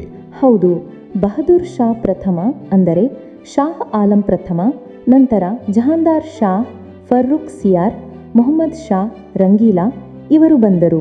ಇವರ ಕಾಲದಲ್ಲಿ ಕೇಂದ್ರ ಸತ್ತೆ ನಿರಂತರವಾಗಿ ದುರ್ಬಲವಾಗುತ್ತಾ ಹೋಯಿತು. ಪ್ರಾಂತ್ಯಾಧಿಕಾರಿಗಳು ಶಕ್ತಿಶಾಲಿಗಳಾದರು. ಅವರು ಸ್ವತಂತ್ರ ರಾಜ್ಯಗಳಂತೆ ವರ್ತಿಸಿದರು. ಮೊಹಮ್ಮದ್ ಶಾಹ್ ರಂಗೀಲಾ ಕಾಲದಲ್ಲಿ 1739ರಲ್ಲಿ ನಾದಿರ್ ಶಾಹ್ ದೆಹಲಿಗೆ ಭೀಕರ ದಾಳಿ ನಡೆಸಿ ನಗರವನ್ನು ದೋಚಿದರು. ಹೌದು, ಅವರು ಮಯೂರ ಸಿಂಹಾಸನ ಮತ್ತು ಕೋಹಿನೂರ್ ವಜ್ರವನ್ನು ಕೊಂಡೊಯ್ದರು. ಇದು ಮೊಘಲ್ ಸಾಮ್ರಾಜ್ಯದ ಶಕ್ತಿಗೆ ದೊಡ್ಡ ಹೊಡೆತವಾಯಿತು. ನಂತರ ಅಹಮದ್ ಶಾಹ್ ಅಬ್ದಾಲಿ ದಾಳಿಗಳು ನಡೆದವು. ಆಲಂಗೀರ್ ದ್ವಿತೀಯ, ಶಾಹ್ ಆಲಂ ದ್ವಿತೀಯ, ಅಕ್ಬರ್ ದ್ವಿತೀಯ ಇವರು ಕೇವಲ ಹೆಸರು ಮಾತ್ರದ ಶಾಸಕರಾಗಿದ್ದರು. ಇಷ್ಟು ದೊಡ್ಡ ಸಾಮ್ರಾಜ್ಯವನ್ನು ಆಡಿಸಲು ಒಂದು ವ್ಯವಸ್ಥಿತ ಆಡಳಿತ ಚೌಕಟ್ಟು ಇರ್ತಲೇ ಇತ್ತು. ಅದು ಹೇಗೆ ಕೆಲಸ ಮಾಡುತ್ತಿತ್ತು? ಹೌದು, ಸಾಮ್ರಾಜ್ಯವು ಸೂಬಾಗಳು ಅಂದರೆ ಪ್ರಾಂತ್ಯಗಳಾಗಿ ವಿಭಜಿತವಾಗಿತ್ತು. ಪ್ರತಿಯೊಂದು ಸೂಬಾವನ್ನು ಸೂಬೇದಾರ್ ಅಥವಾ ನಿಜಾಮ್ ಆಡಿಸುತ್ತಿದ್ದರು. ಸೂಬಾಗಳು ಮುಂದಕ್ಕೆ ಸರ್ಕಾರಗಳು ಅಂದರೆ ಜಿಲ್ಲೆಗಳಾಗಿ ವಿಭಜಿತವಾಗಿದ್ದವು. ಅಲ್ಲಿ ಫೌಜ್ದಾರ್ ಮತ್ತು ಅಮಲ್ಗುಜಾರ್ ಅಂದರೆ ಆದಾಯ ಅಧಿಕಾರಿಗಳು ಇದ್ದರು. ನಂತರ ಸರ್ಕಾರಗಳು ಪರ್ಗಣ ಅಥವಾ ತಾಲೂಕುಗಳಾಗಿ ಹಂಚಲ್ಪಟ್ಟಿದ್ದವು. ಅಲ್ಲಿ ಶಿಕ್ದಾರ್ ಮತ್ತು ಕಾನೂನ್ಗೋ ಅಂದರೆ ಆದಾಯ ದಾಖಲೆ ನಿರ್ವಹಣೆ ಅಧಿಕಾರಿಗಳಿದ್ದರು. ಅತಿ ಚಿಕ್ಕ ಘಟಕ ಗ್ರಾಮವಾಗಿದ್ದು ಅದರ ಮುಖ್ಯಸ್ಥ ಮುಕದ್ದಂ ಅಥವಾ ಚೌಧರಿ ಎಂದೇ ಕರೆಯಲ್ಪಟ್ಟನು. ಆದರೆ ಕೇಂದ್ರದ ಬಲ ಕುಸಿದಂತೆ ಈ ಆಡಳಿತ ಚೌಕಟ್ಟು ದುರ್ಬಲವಾಯಿತು. ಪ್ರಾಂತ್ಯಾಧಿಕಾರಿಗಳು ಮತ್ತು ಸ್ಥಳೀಯಾಧಿಕಾರಿಗಳು ಸ್ವ ಇಚ್ಛೆ ನಡೆಸಿದರು. ಆದಾಯ ಕೇಂದ್ರ ಸರ್ಕಾರದವರಿಗೆ ತಲುಪದೆ ಸಂಪೂರ್ಣ ವ್ಯವಸ್ಥೆ ಕುಸಿತು. ಹೌದು, ಸಾಮ್ರಾಜ್ಯವು ವಿಸ್ತಾರ ಮತ್ತು ವೈಭವ ಕಂಡಿತು. ಕಲೆಗಳು ಅರಳಿದವು. ಆದರೆ ಒಳಜಗಳಗಳು, ವಿವಾದಾಸ್ಪದ ನೀತಿಗಳು ಕೊನೆಯಲ್ಲಿ ಪತನಕ್ಕೆ ಕಾರಣವಾದವು. ಇದು ಯೋಚನೀಯ. ಶಾಸಕರ ವೈಯಕ್ತಿಕ ನಿರ್ಧಾರಗಳು, ಅವರ ಧಾರ್ಮಿಕ ರಾಜಕೀಯ ನೀತಿಗಳು ಇಷ್ಟು ದೊಡ್ಡ ಸಾಮ್ರಾಜ್ಯದ ಭವಿಷ್ಯವನ್ನು ಹೇಗೆ ಬದಲಾಯಿಸಬಹುದು? ಖಂಡಿತ. ಪ್ರತಿಯೊಂದು ಕಾಲದ ತನ್ನ ಸಂಕೀರ್ಣತೆ, ಪಾಠಗಳು ಇವೆ. ಇಂದಿನ ಚರ್ಚೆಗೆ ಧನ್ಯವಾದಗಳು. ನಮ್ಮ ಶ್ರೋತಲಿಗೆ ಈ ಮಾಹಿತಿಯು ಉಪಯುಕ್ತವಾಗಿದೆ ಎಂದು ಭಾವಿಸುತ್ತೇವೆ. ಕೇಳುತ್ತಾ ಕಲಿಯುತ್ತಾ ಇರಿ. ನಿಮಗೆ ಈ ಪಾಡ್ಕಾಸ್ಟ್ ಇಷ್ಟವಾದಲ್ಲಿ 1 ಇಯರ್ 1 ಜಾಬ್ ಚಾನಲ್ ಅನ್ನು ಲೈಕ್, ಶೇರ್, ಸಬ್ಸ್ಕ್ರೈಬ್ ಮಾಡಿ ನಿಮ್ಮ ಸ್ನೇಹಿತರೊಂದಿಗೆ ಹಂಚಿಕೊಳ್ಳಿ. ಜೈ ಹಿಂದ್.